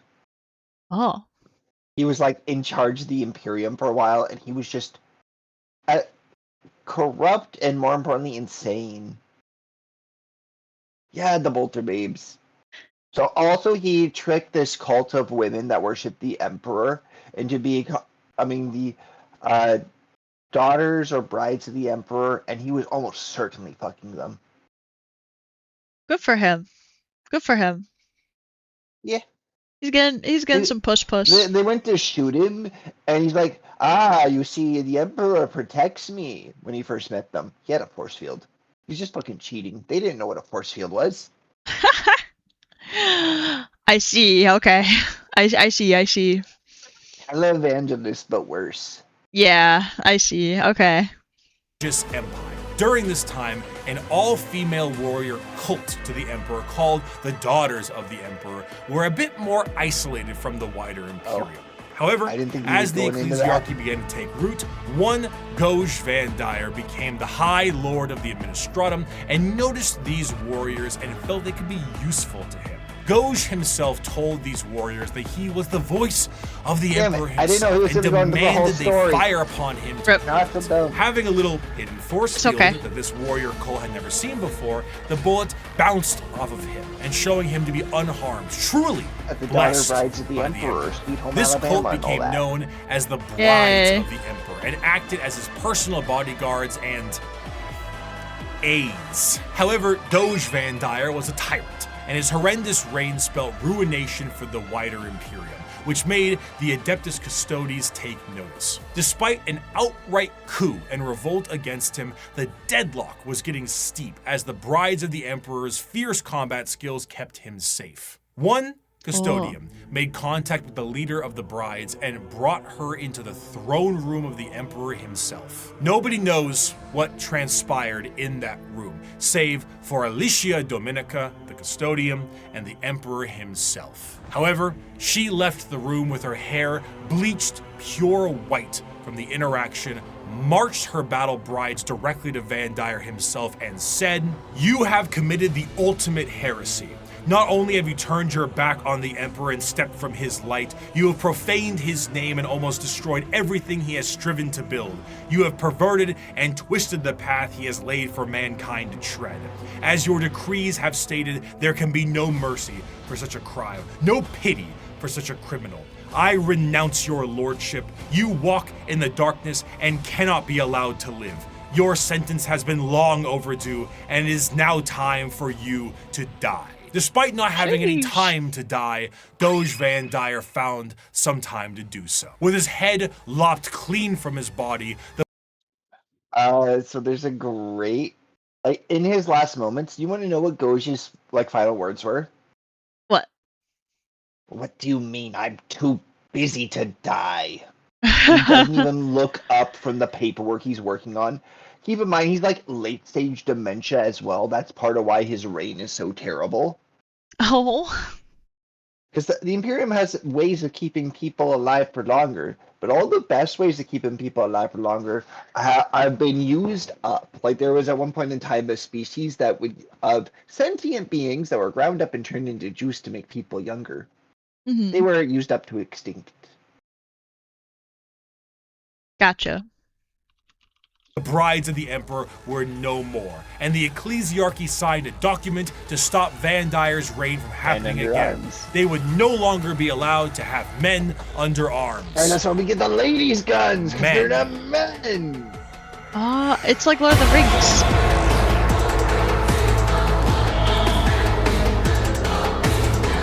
The Adeptus Sororitas, or commonly known as the Sisters of Battle, the nuns with guns, the fighting force of the church. Despite being the main militant faction, the Sisters of Battle, their organization actually is far more diverse than this and have many more nun-based roles for their members. They are organized by various orders with various specialties in mind, such as the non-militant orders like the Hospitaller, They all have Dialogus, boob and plates. Familius, including things like helping with surgical equipment, They all and gotta have various boob other medical plates. stuff, course, Duolingo, like, you and know a they're poli-sci degree. Yeah, These I wouldn't know orders they were are women. further separated into smaller orders in an almost Space Marine chapter sense, but tend to have more flexibility due to the nature of their work. And in addition to that, there is flexibility between the orders. It is not uncommon for a member of one of the more battle-hardened orders to switch to a more passive one once they've sustained battlefield injuries or are a bit closer to retirement.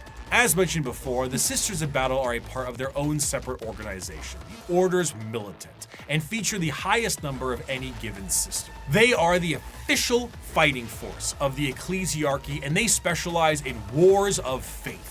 Unlike the deployment of Astartes and Guardsmen, the Sisters of Battle are often deployed with members of the Inquisitorial Ordo Hereticus due to the holy war nature of their battles. The Sisters of Battle are suited up with their own form of specialized power armor that gives them almost like a Joan of Arc vibe to the battlefield.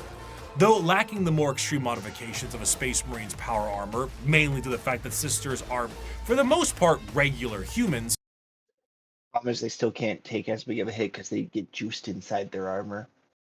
Oh.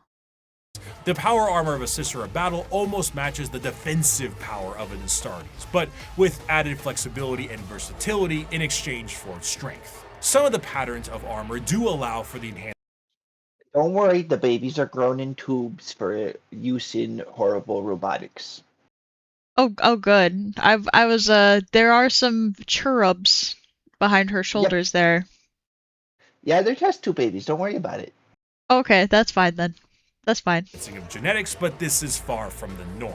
This, combined with an arsenal of tanks and vehicles that have literal church organ rocket launchers on them, really brings across the holy war Yeah, I want vibe. my Gothic baby's man. GMO. Accompanying a Sister of Battle in the fields of war is the holy trinity of weaponry. the Bolter, the Flamer, and the Melta. With such a simple loadout, the Sisters of Battle are able to bring down the glorious flames of the Emperor himself, and his holy light shines on them in other ways during a conflict. Hell, even their jump packs evoke angelic imagery as opposed to the more clunky jetpacks ones that Space Marines have.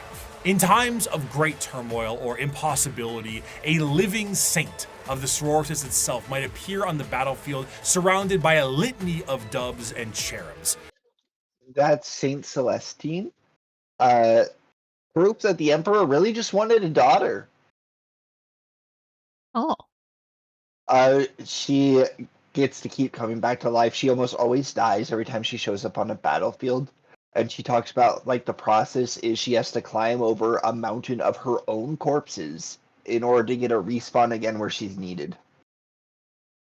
That's badass. Yeah, but there's also, like, this, like, lament of someday she's not going to be able to do it again. Yeah, because the mountain's getting bigger. Exactly. There's also an argument that she's, like, the equivalent of a demon for the Emperor. Oh. An almost comical scene of holy glory followed by literal hellfire. The Sisters are a fascinating That's my organization theory too, because they or take what is equivalent normally thereof. seen as a benevolent force and turn it on its head to be a horrifying method of war. Because the Sisters are so zealous, they are nigh impossible to persuade and almost never fall to chaos. In fact, any deviation from the Imperial faith may see you killed outright as you are deemed a heretic, and sometimes Sisters have even less patience than the Inquisition does. To the Adeptus Sororitas, no punishment is too extreme for blasphemy and heretical behavior, whether it's lobotomizing traitors to use as shock troops or attaching them physically to agonizing pain engines so they can die for the Emperor. Anything goes. Discord the moderator. most fascinating part of the Sisters, however, is you their should get Fema to faith. do that We for you. discussed how They're orcs just often make bored. things happen through belief because of their sheer number of them. The Sisters create miracles where they walk. They are not many psychers like orcs, but they are excessively devout and make up for that. Bullets barely miss targets they absolutely should hit. Guns jam, tanks malfunction, enemies Just a little slip bit of and luck in fall. their favor. The scene from Pulp Fiction is an accurate portrayal see. of what happens when the Sisters fight. I'd knock that shit off if I was you.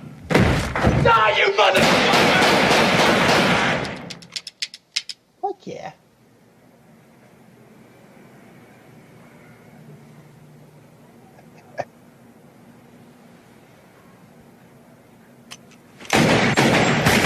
One of the most prominent figures is the Not the Triumph orc. of St. Catherine, a literal open casket with the saint There's literally an open casket funeral that's marched into battle. She's badass. Yeah. of a Sister's order, held aloft by lobotomized servant cherubs and protected by bodyguards of the faithful. The devotion to the Emperor swells so strong that acts of faith are made manifest, and sometimes angels themselves. When the Sisters go to war, they have thundering organs and litanies screeching out into the battlefield, hymns and songs. They rabble off prayers on their lips and burn holy fire across the area. They spray holy water down from horns atop their vehicles. It is a genuine holy war, a procession of death. Saint Celestine is an undying deity, arriving precisely where she is needed and returning to the fold after each death. When she dies, she sees a crying young girl atop a mountain of bones. Her bones, after every one of her deaths. She climbs this mountain every time to help comfort this crying child and is rebirthed upon the battlefield. And one day, her deaths will create a mountain so large that even she will not be able to traverse it. Is she a demon of the God Emperor? Perhaps, but she'll be shot for saying so.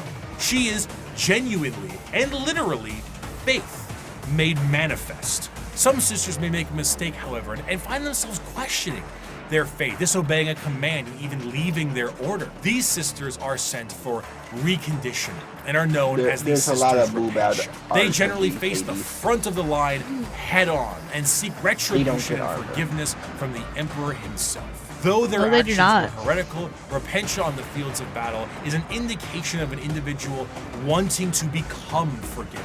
They run aloft with torture devices attached to their bodies and a chainsword the size of their body, completely armorless, See why to we kind of determine think if it's this is kinda how they chaos die still. or if the Emperor Yeah. will forgive them.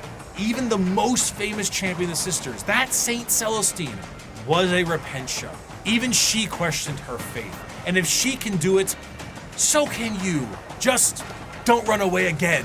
They don't really do third chances. The Sisters of Battle are martyrdom-enthused zealots that create miracles in their tread. Their devotion is boundless and also a direct source of their power. A whole army of power-armored soldiers shooting, burning, and melting all in their path is bad enough, but it enters a whole different level when God is on your side. By bolter shell, flamer burst, and melta blast, the mutant, the heretic, and the traitor alike are cleansed of their sin of existence. So has it been for 5 millennia, so shall it be until the end of time. The Imperium devolving into wars of faith is to push its agenda further. Where the xenophobic nature of humanity was once strong, it has now been... There are some stories of Sisters of Battle parrying demons. Usually only once.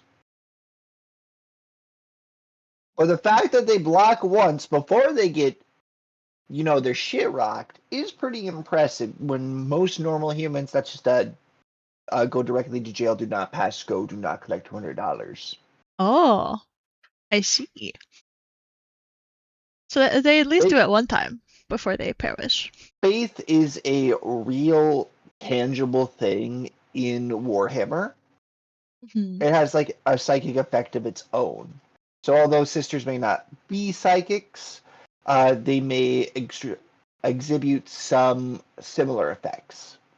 That makes sense. They get cantrips, kind of. Ooh. magnified, and there are plenty of aliens in this galaxy. 6,000 years prior to the current events of 40k, a planet was found by an AdMech exploration vessel.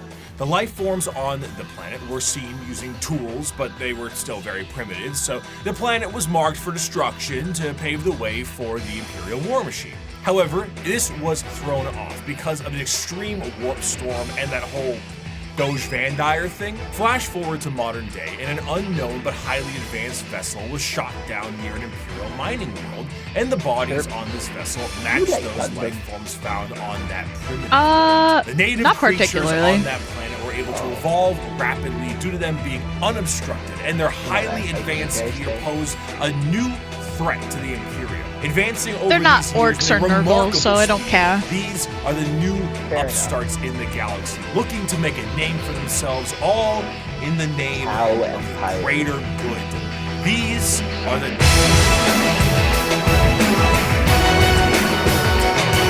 The alien is not intrinsically evil. Do not hate him. Pity him his ignorance. Seek to understand his differences and acquaint him with his inadequacies. Only then will he accept his place in the greater good. The early history of the Tau is chaotic at best. Due to their extreme speed like run to slightly space travel, Japan their journey themed, to they the got stars Gundams. were overburdened with inner conflict. It wasn't until the appearance of They'll shoot you from Ethereals 5 that miles away, things but if you began can to get next settle. to 'em, These Tau to the warring die tribes from marked stiff their breeze. unification under one Oh. common belief: the greater good of the Tau Va. What about the greater good? The greater good. How can this be for the greater good? The greater good. This system is a caste-based system that seeks to unify and organize the Tau into an effective and successful society while working for their mutual benefit. These castes, in order from lowest to highest, are the Fire or Shas caste, which is soldiers, Earth/Theo, which is manufacturers and industrialists, the Water or Core, being diplomats and traders, and the Air/Core, being Navy officers. Also, you have the Ethereal/Un, which is the lords and leaders of the Tau. Now, unlike the paths of the Eldar, the Tau don't get any say into which caste they're in. It's determined upon birth due to inheritance from a parent. Trying to deviate from your caste, or trying to do tasks or even use tools assigned to another caste is the a tower, grievous like, crime kind of against good the guys until Ethereals, you get and to those that part. guilty of this crime tend to be sent Oh. to re-education camps, which sounds not so greater good, but a greater good than the good that the Imperium sees as greater. The guidance of the greater good also encourages the growth of the Empire through the absorption of other races and cultures. The expansion of the Tau Empire is split into spheres of time. So far, there have been 5 spheres of expansion, with a 6th one being planned in the current timeline. The first 2 spheres saw the Tau move beyond their So the Tau, they're more technologically advanced in some avenues, at least than the Empire. They have like railguns and stuff. They also have FTL travel. It's not as quite as fast as using the warp, but it's a fuck of a lot safer. Hmm. their don't have to deal homeworld with and time settle travel. new planetary systems Exactly. known as SEPs, We and know absorb exactly multiple when we'll races get into there. their ranks. But the Hmm. third And we sphere will get is there. where we see the Tau interact with the Imperium for the first time, which went about as well as you think it did. The Tau, as mentioned before, are highly advanced compared to some of the other species in the galaxy, and their military tactics are highly precise. Instead of the Imperial methodology of throwing everything at a problem, the Tau carefully assess any battle and take as many precautions as possible. Commonly, you will see a Tau warrior in a heavily modified battle suit with advanced targeting systems. The Tau do not often consider Those are close the combat Groot, to they're be friends of something the Tau. very effective, so they don't really put much stock into it. Their Gundam-like battle suits have a multitude of functionality, ranging from overwhelming firepower to stealth-based combat, and since they're an upstart species with a bit of technical flair, they have plenty of AI drones that help them in the field of battle. In addition to this, the Tau are also joined in the field of battle by some of the species that have been absorbed into the fold of the greater good. These auxiliaries often employ tactics that the Tau are unable to do on their end, such as the brute force and almost primitive nature of the Kroot, combined with the Geonosian aerial shock attack style of the Vespens. But the Tau assimilate more and more. Humans really like only working 8-hour shifts and having food. I like food. Exactly. So the Imperium is like, ha, here's your corpse starch. Don't ask what it's made. It's made out of people. It's made out of what? People. Oh. You know, Soylent Green is people. So they're And, feeding people. yeah, among other things, but it's like, we gotta recycle. I mean, I guess. And like, if you work on a factory planet in the Imperium, you might get an hour or 2 of leisure time, quotation marks, a day. A day? A day. Like 12-hour shifts are the standard. Oh. They Maybe work even 16. and they sleep and then they work again? Like you sleep on the line, you have 2 hours of leisure time because we need to keep the population of this planet up. Oh. So they don't sleep. They're literally just working. Pretty much, yeah. Depends on Okay. the planet, of course. There are some like medieval-esque farm planets and stuff like that. There's agri-worlds that are better. There's great propaganda and about it. It's like agri-worlds, come for the soil. And then there's like scrawled below it, and become a part of the soil. Oh. It's like if you go to Fine an print. agri-world to live and work there, you will die there. The fine print. You always have to read the fine print. Exactly. Although that's honestly still probably the best life you could hope for in the Imperium. I mean, yeah, if you don't want to go to fucking war. Yeah. It's like, what do? Well, you see, I grow corn. Yeah. Seems pretty peaceful. Seems pretty nice. On an industrial planetary scale. There's, I think it's Soylent Yellow or Soylent Red. It's literally a reference to the Soylent Green movies, but it's a food in Warhammer, and it's literally just overly processed corn. Oh. There are literally planets dedicated to growing corn. Damn. Fucking corn is everywhere, huh? Including even some know, humans they got who the wish to planet break of off from the Iowa. Imperium for God damn it. Pick a Reason. The aesthetic of the Tau also leans a bit more into the East Asian sci-fi aesthetics. The large mech suits definitely evoke that Gundam look, but the general garb of their higher-ups kind of create that motif, and they often have accents in the games that they are in. But while Tau are looked at as Gundam mech faction by some, others enjoy them for the full coalition of aliens. One of my favorite images in Warhammer is this official artwork by Games Workshop. Now, not a single one of these aliens are a faction in Warhammer, and yet they all are different species that do exist in this universe. The Milky Way galaxy is vast, and while the Imperium and many others exterminate what they can find, the Tau will assimilate those that can be assimilated. The crew and Vespers we already discussed, and the humans and also Voton will join them at times, but you also have the Galg, the Nigasar, the Vorg, the Thraxian, the Terrellian, Greet, Domati, and many others. Some of these are just one-off lines, and some are major players in the civilization. The Nigasar are, for lack of a better word, gigantic psychic polar bears with bird-like faces. The Tau have psychic bears. And the fact I haven't seen this is a crime. The Tau as a culture are generally marred by the various issues that an advanced civilization would have in an They did try to go through the warp once, and the person that explained it all to them didn't tell them that they need to shut the windows. Oh. Like when an Imperial ship goes through warp, they have shutters that close down because you do not gaze upon the warp. No, I would imagine you do not. They got a guy whose job it is to project reality around the ship so that they can continue to exist and not unravel. Damn.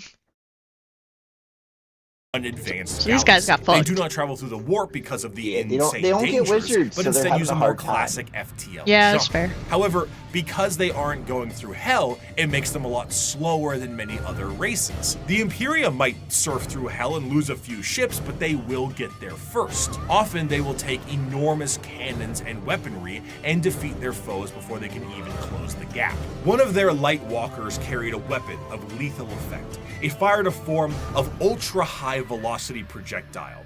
I saw one of our tanks after being hit by it. There was a small hole punched in either flank. One, the projectile's entry point, the other its exit. The tiny munition had passed through the vehicle with such speed that everything within the hole not welded down had been sucked out through the exit hole, including the crew. We never identified their bodies, for all that remained of them was a red stain upon the ground, extending some 20 meters from the wreck. The fascination of the Tau is that in any other modern day world, their society would be horrid. Rigid caste systems, corruption, and politicking ethereals, and basically it's the greater good or nothing at all. But in the world of Warhammer, the simple fact that humans are accepted into their sphere should they please already puts them far and above the other races that would murder or eat them. But despite this, the existential dread that is the Tau Empire is ever so apparent. Despite being hyper advanced and welcoming a coalition of aliens, they are the upstarts, and they are painfully outnumbered on all sides. Almost any other faction in the universe, given the right amount of force, can wipe out the Tau Empire from existence. They themselves might not be perfect, but their slight glimmer of hope is exactly that, a glimmer in a dark and crushing galaxy. Of course, nobody dares take the attempt to destroy the Tau Empire, because doing so is an enormous amount of resources, and for the same reason why you don't full send your whole army to one person in a commander game of Magic. You open yourself up to player 2 and 3. But not to say it won't be a struggle. The Tau Empire, when prepared, are a vicious fighting force who might delete your formation before you even see them. But fun thing with the Tau. I lost my train of thought. Where did it go? Uh-oh. I was going to say a thing. They lack numbers, and in the dark corners of the galaxy, something is coming that is entirely numbers. Hi, Revan. There is a cancer eating at the Imperium. With each decade, it advances deeper, leaving drained, Welcome to dead the Vor worlds in faction. its Also, wake. there's the 4 This guy I horde, mentioned this earlier. abomination, has thought, and purpose that functions on an unimaginable galactic scale, and all we can try to do is stop the swarms of bioengineer monsters it unleashes upon us by instinct. We have given the horror a name to salve our fears. We call it the Tyranid race. But if it is aware of us at all, it must only know us as prey. The conflicts of Warhammer 40k are chaotic enough with the sheer volume of violence that exists in the confines of the Milky Way. However, there is a threat to the galaxy that extends beyond our known galaxy that is creeping ever closer and cannot be negotiated with.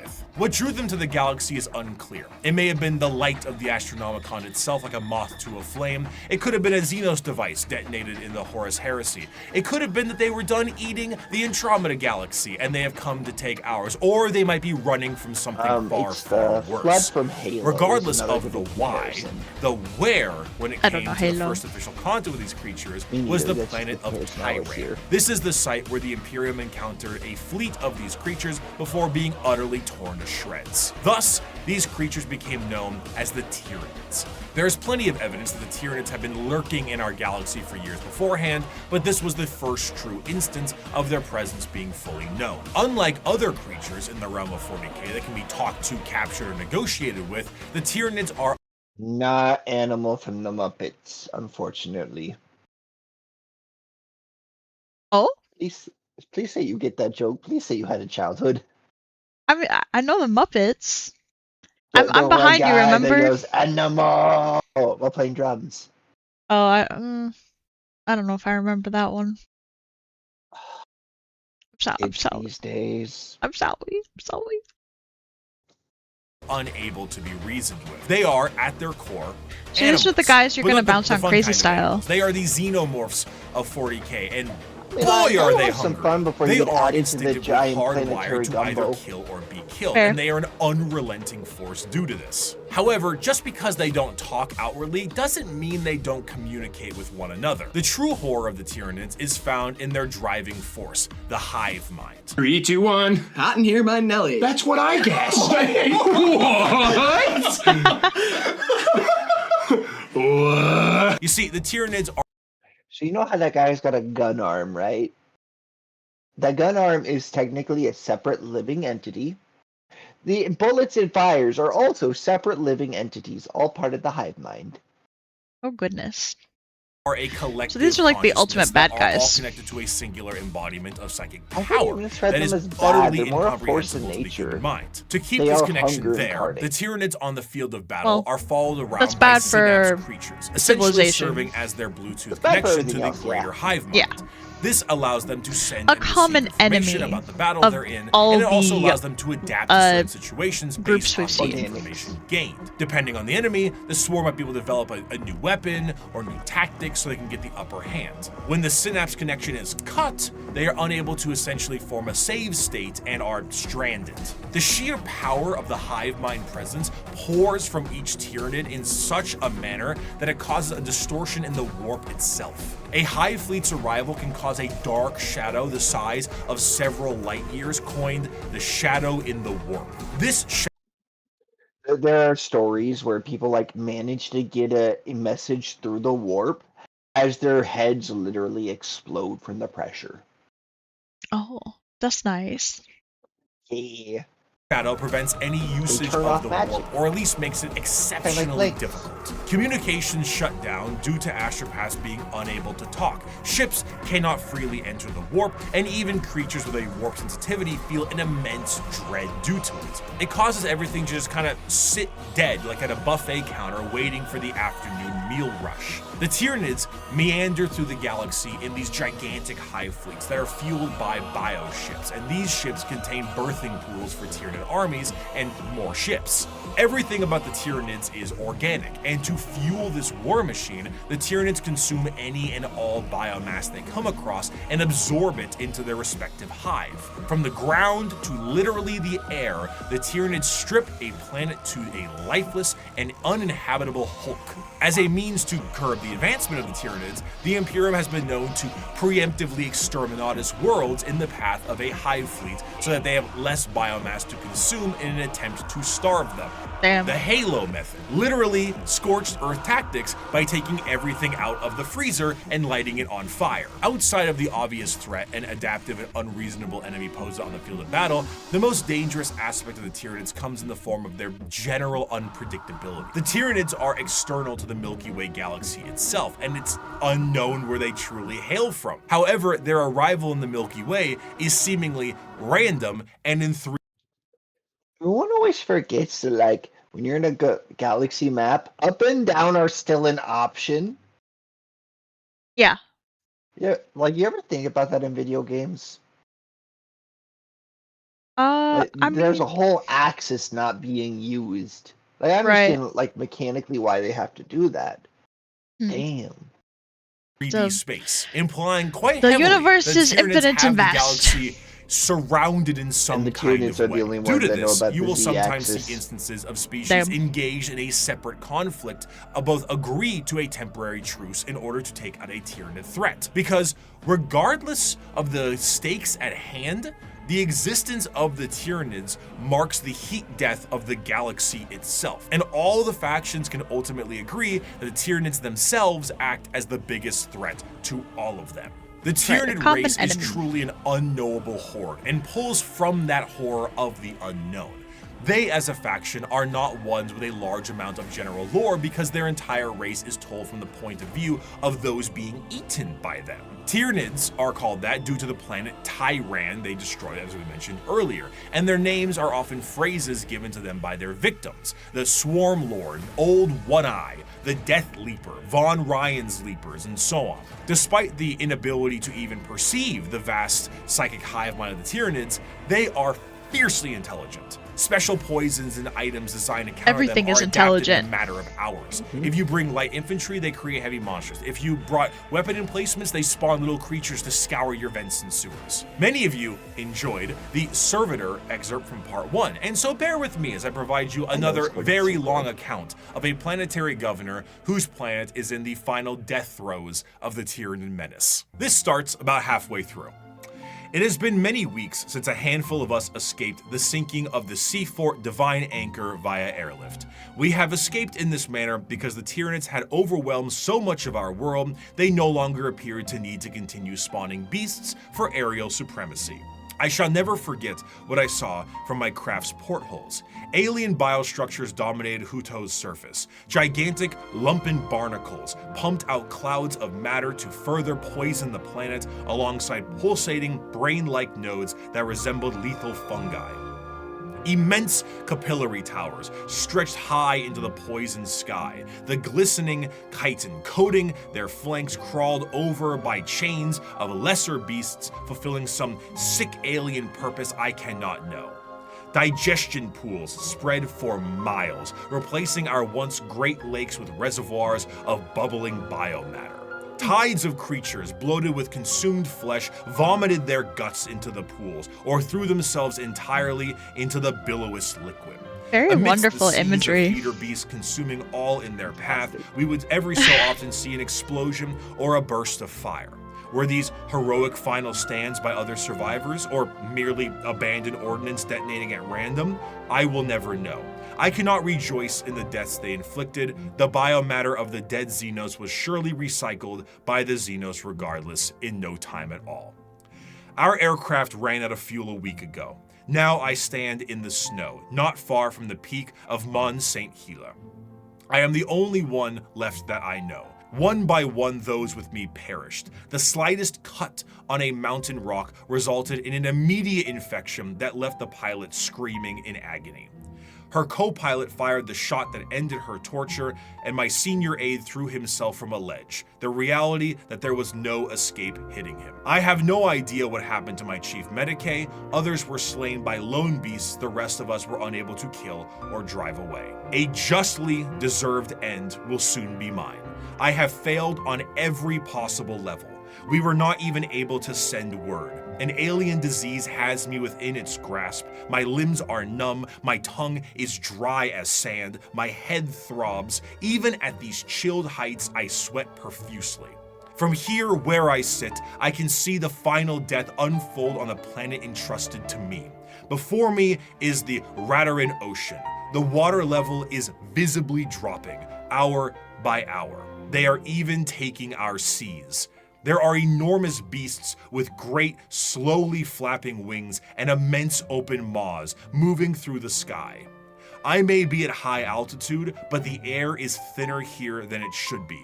I know enough of mountaineering to know that. They will not even leave our air. There is an isthmus I can see, upon which is sat one of the Xenos capillary towers. Now I believe I can tell what they are truly for. High up, foul Xenos bioships cling to their flanks like twisted calves at their mother's udders. They are feasting, I am sure, hungrily filling themselves to burst on the hideous gruels that are what remains of my people. I have witnessed the planet's death from sinister start to hideous conclusion. I see the power of our foe, and though I have shown They literally digest a planet into soup and slurp it up into spaceships like some kind of space elevator.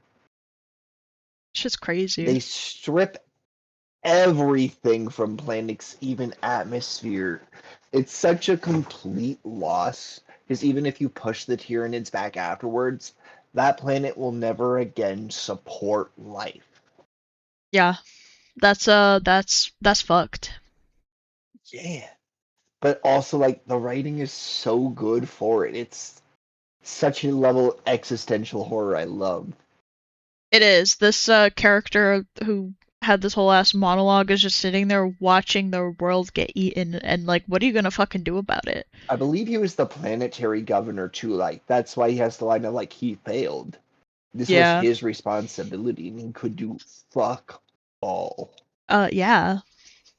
boundless weakness these past months, I do not see how we could ever have won. If this is any sort of good news, it seems that one thing that might be an inadvertent repellent effect on the Tyranids is chaos. Chaos and chaotic energies offer no nourishment to the Tyranids, they cannot eat that. And the presence of rifts and warp storms work as a means to starve out the Tyranid fleet. The Tyranids, of course, are attempting to adapt to this, but it seems that even at the most primal core of the galaxy itself, Chaos agrees that these dinner guests are not welcome in any way, shape, or bioform. In the end, though, the Tyranids represent the final fears of the galaxy itself. Despite the goals to conquer the galaxy as a whole, the remainder of the universe may very well be dead and derelict space. Instead of endless worlds and solar systems, it may just be bones and ash. The tendrils of the hive mind have wrapped themselves around the galaxy, and the only thing that's guaranteed is that dinner is served. However, the Tyranids are not simply the unending hordes of bugs. Beyond the more general buffet tactics of the force of the Tyranids, the hive mind has a more secretive and dangerous means of planetary conquest in the form of something a bit more terrestrial. General upheaval and revolution. However, though the idea of a societal revolt for the good of the populace is an admirable thing, these leaders have the nefarious intent of the hive mind itself. These are the downtrodden and the oppressed, the revolutionaries to a better cause, the heralds of the Star Children. These are the...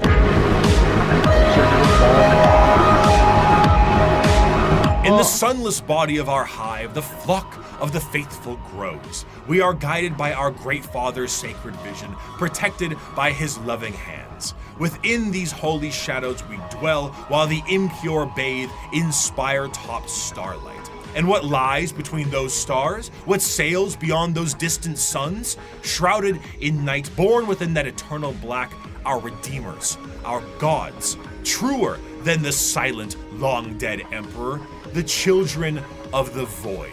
We hear them in our dreams, we feel them in our blood. They call and we will answer. We will rise and claim the engines of labor that have bound us in servitude.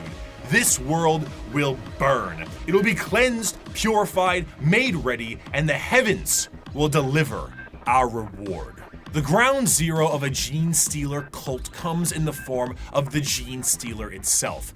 Deep In the depths of a planet, a Genestealer acts as almost an advanced recon unit for the Tyranids, and were the first Tyranid units encountered by the Imperium itself long before the first Hive fleet made its presence known. Unlike the Tyranids that can only reproduce through the birthing pools in the fleet, a Genestealer reproduces via the Big Smooch. The Genestealer kiss is essentially what the facehugger in Alien That's does. right. It's It attaches to a victim and releases an embryo. However, instead of a chest burster, the embryo alters the genetic makeup of the host itself, turning it into the primary conductor of a localized version of the hive mind known as the brood mind. Any offspring that this host produces is known as a Genestealer hybrid, and the host assures their survival to continue to reproduce. The first few generations of a Genestealer hybrid look more like the Genestealer itself, which in our current reality would be terrifying, but considering how the vast majority of humanity is a little muted. There's so many planets with horrible pollution or radiation that somebody with like an odd skin tone or slightly deformed head isn't the most uncommon thing. Now, we still abhor the mutant and the heretic, but that's a big part of how they give by for as long as they do. Yeah, I mean, you're in like a galaxy with aliens and elves and orcs, like... I know Jim just has odd-shaped ears, it's fine. Yeah, you can look a little fucked up. Mutated in 40k, it doesn't stand out as much as it should. As the generations continue, the mutations and the general alien look is almost entirely phased out, and the resulting hybrids look almost identical to the species that they once were. Due to the size of most worlds, the makings of a Genestealer cult can exist almost entirely in secret, generation after generation. After a certain period of time, those hybrids will make their way into generalized society. Still connected to the mind of the Genestealer itself, the hybrids operate with the express goal of gaining power within society itself in a political and religious sense. Most of the time, they will present themselves as revolutionaries, looking for the betterment of the population. And honestly, it sounds great for a lot of the folks on the planet. By the people, for the people. As they expand more openly, the crossbreeding continues until all aspects of the planet's society is infiltrated. However, all bets are off when a hive fleet comes close enough. When a Tyranid hive fleet gets close enough to a planet, the brood mind activates essentially an endgame scenario. The once political and religious leaders become bloodthirsty fanatics that work to finalize the collapse of society and the death of those who oppose them. But to those in the brood mind, the god they believe in is coming, and this is holy justice and vindication for their religious and political beliefs. As the hive arrives, the planet is essentially ripe for the taking. The original Genestealer pieces out to the next world or is reabsorbed for deployment elsewhere, and the Tyranids begin to take the planet for themselves. The cultists sing praises and holy songs as the Tyranids begin to eat everything up in kind of a meet the pyro sense of religious delusion. But as they are harvested, some of them are snapped back to reality, oops, there goes gravity, before they are thrown into the biomass soup. For a fleeting second, they see that this was all a ruse to consume the world and that their false gods were a bunch of hungry bugs. The cultists essentially put the checkerboard dining cloth on the table for them and invited them for a feast. Due to the constant redeployment of Genestealers, there are known cults that pop up across the Imperium itself. Some of the more well-known ones are the Cult of the Bladed Cog or the Rusted Claw, but there are hundreds, if not thousands, of different cults that keep popping up all over the galaxy as the Genestealers spread. And due to their covert means taking over the planet, they are not generally viewed to be a threat until it is far too late. And due to the know-how of Genestealers, they tend to be predatory to those in the lower classes of a given planet. The Genestealer cults overall have really come into their own, commercially and artistically. They have very much embraced the revolutionaries aesthetic and crafted a fascinating method in doing so. It's this great combination of this pseudo-Marxist Bolshevik uprising mixed with the hills have eyes in the populace. What's particularly enjoyable about their uprising is that often from their point of view, the reasons they have are extremely justified. Most of the members of the GSC are the extremely impoverished and menial laborers of the Imperium, who honestly wouldn't need an alien presence to provide a manifesto on reasons to revolt. Their weapons are all makeshift and often involve things like mining lasers, drilling saws, demolition charges, giant stop signs. Their political political facilities. machinations work quite well, as the cult ends up being really good at assassination, especially when you have a third arm holding a pistol beneath all those robes. They're a faction rife with fascination and culture, and their plans are In the tabletop, if I'm remembering correctly, their special rule is called a plan generations in the making, and lets you, like after the first or second turn, deploy a few more characters wherever you want. I love when like the lore overlaps with the gameplay. I really want to learn and get decent at playing the game. It sounds like a lot. Well, it's because Warhammer is not just one thing anymore, it's 5 things. Yeah. Or more, I should say. generations in the making, to the end goal of being thrown right back into the soup by the star children they prepared the world for. And those are the threats to the galaxy now. The degradation of almost every species is now behest by the Tyranid menace, and all of the infighting between each and every single one of them will be their undoing. The world of Warhammer is a bleak and horrendous one, and that is in its own right the charm. It is so large, so vast, so absolutely horrendous and insane, and yet is treated with 100% severity and seriousness. In the beginning of part 1, I gave you an abridged and different opening to the Warhammer world, the grim darkness of the far future, and I leave you with this part 2 with the full quote itself. It is the 41st millennia. For more than 100 centuries, the Emperor has sat immobile on the golden throne of Earth. He is the master of mankind by the will of the gods, and master of 1,000,000 worlds by the might of his inexhaustible armies. He is a rotting carcass writhing invisibly with power from the dark age of technology. He is the carrion lord of the Imperium, for whom 1,000 souls are sacrificed every day so that he may never truly die. Yet even in his deathless state, the Emperor continues his eternal vigilance. Mighty battle fleets across the demon-infested miasma of the warp, the only route between distant stars, their way lit by the Astronomicon, the psychic manifestation of the Emperor's will. Vast armies give battle in his name on uncounted worlds. Greatest amongst his soldiers are the Adeptus Astartes, the Space Marines, bioengineered super warriors. Their comrades in arms are Legion, the Imperial Guard, and countless planetary defense forces, the ever-vigilant Inquisition, and the tech priests of the Adeptus Mechanicus, to name only a few. But for all their multitudes, they are barely enough to hold off the ever-present threat from aliens, heretics, mutants, and worse. To be a man in such times is to be one amongst untold billions. It is to live in the cruelest and most bloody regime imaginable. These are the tales of those times. Forget the power of technology and science, for so much has been forgotten, never to be relearned. Forget the promise of progress and understanding, for in the grim darkness of the far future, there is only war. There is no peace amongst the stars, only an eternity of carnage and slaughter and the laughter of thirsting gods. Thank you so much for watching.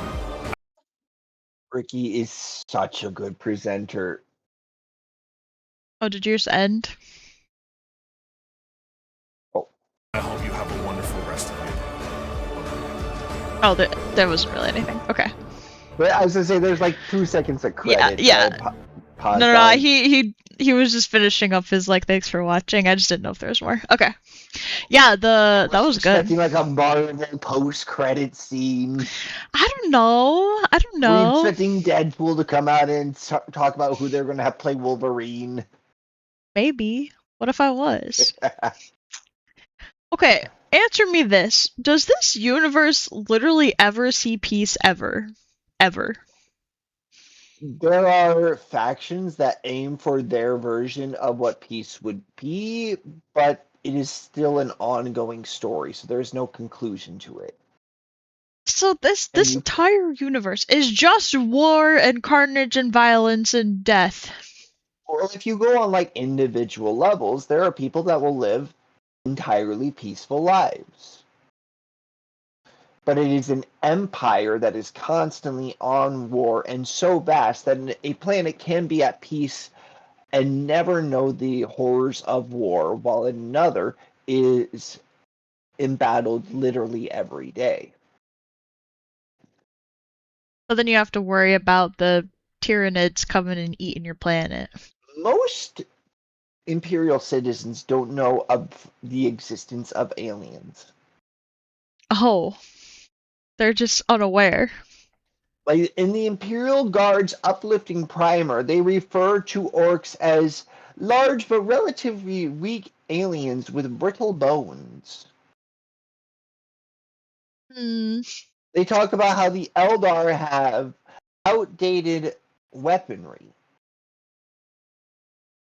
There's some misinformation. There's so much misinformation and propaganda. I see. Hmm. I don't know how to feel about that. Like, Warhammer is a commentary on a bunch of different things in society, from religious fanaticism to authoritarianism. yeah. I mean, if I were just a normal ass citizen on a normal ass planet that like didn't see war, I feel like maybe it'd probably be nice to be blissfully unaware of the cosmic horrors that are out there. I don't know. Now, you would still be living under an oppressive regime, but you could live a life. And maybe not get drafted into Space Marines. Well, you're a lady, so you're safe there. But all the men could get drafted into Space Marines. You're much more likely to get drafted into the Guard. Like a Okay. 1,000,000 to 1 more likely. Because the Space Marines are like engineered, like Well, Space Marines genetically have specific modified. planets that they recruit from, and they have to basically test to see if someone is both genetically compatible and mentally compatible with the Okay. chapter. They'll have a bunch of trials they have to go through to be accepted. But still, you get drafted into some kind of army. There's definitely a chance many planets pay their taxes, their tithe, in the form of people. Uh-huh. That's nice. I could be a nun with a gun. You could be a nun with a gun if you're lucky. If I'm lucky? You would have a support group. Found family support group. Yeah, you're all religious fanatics, but still. Like, part of the reason for the religious fanaticism is because anyone that starts worshiping chaos a little too hard could accidentally open up a portal and let demons in. I think I'll just stick to being a Nurgle. I want to be a Nurgling. Fair enough. No, with some of the stuff you said earlier, I wanted to ask, have you considered being a swamp witch? A swamp witch? Yeah, witch of the swamps. What, because I'm stanky? Yeah. Maybe. Why can't I be With what stinky you said and... earlier, it sounds like you already got swamp ass, so why not swamp everything else? Oh, I always have swamp ass. Constant swamp ass. I mean, a swamp witch could be cool. That's, I'd have to do a lot of rebranding, though. Fair enough. Can't I just be a little librarian who is also stinky? You can. I could just be stinky. That is an option. They don't gotta know. Until they walk in and smell it. It's like, yeah, the library that always smells like Febreze. I try. Listen, it's not my fault. I got it's chronic swamp ass.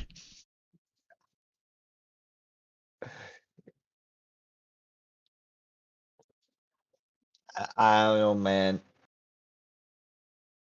What are you doubting that it's chronic? You think I just don't wipe my ass? I just don't know how to react to that. That's fine. It's fine. Nurgle, he's a loving husband. Usually Yeah. all these anime out women are like, ooh, so cute. Never say anything, Sass. And then we got Chirp over here. Yeah. Well, being an anime woman isn't very fun. I want to be me. And me is me. You Fair know? enough. I know when I stream, it's like, yes, it's time to pilot the anime Gundam, and I can do whatever I want in it. Nope. I This can do crime. I am me, but with the little anime avatar, essentially. And I like fart and poop jokes, okay? Fair enough. So that's just what we get. I'm assuming then the orcs did not unseat Nurgle in your heart. No, I do think the orcs are cool though. Like they're just little guys that are being a little silly and fighting people because they just want to fight people. It's fun. They're just having fun. I like it. Fair enough. But Nurgle is the almighty. He's number one. I'm surprised that they didn't tell me that Nurgle was like the biggest orc. You know? I don't know if he's an orc. I think Nurgle is older than orcs. He just looks like one, like in depictions. Like, and they were like, orcs can get big and stuff. And it's like, what if Nurgle is just the biggest orc and like turned into a god? I like this concept. I know it doesn't work in the lore, but I like it. It's my concept, it's my theory. When you don't know enough lore, you can make whatever theories you want. And that's my theory. I think you would like some of the old Adeptus Ridiculous where DK's just kind of guessing at what things are. Yeah, that's essentially what I'm doing, yeah. Yeah, Lamb is coming in here Nurgle, with the Khorne, the and facts. Tzeentch have always existed and will always exist. The same with Slaanesh, even though we have a birth date, because they are still the manifestation of a force of living beings. So Slaanesh has existed as long as there has been things alive, whereas the others have existed for as long as there have been the forces of nature. Uh-huh. Like they exist because the universe itself exists and has souls within it.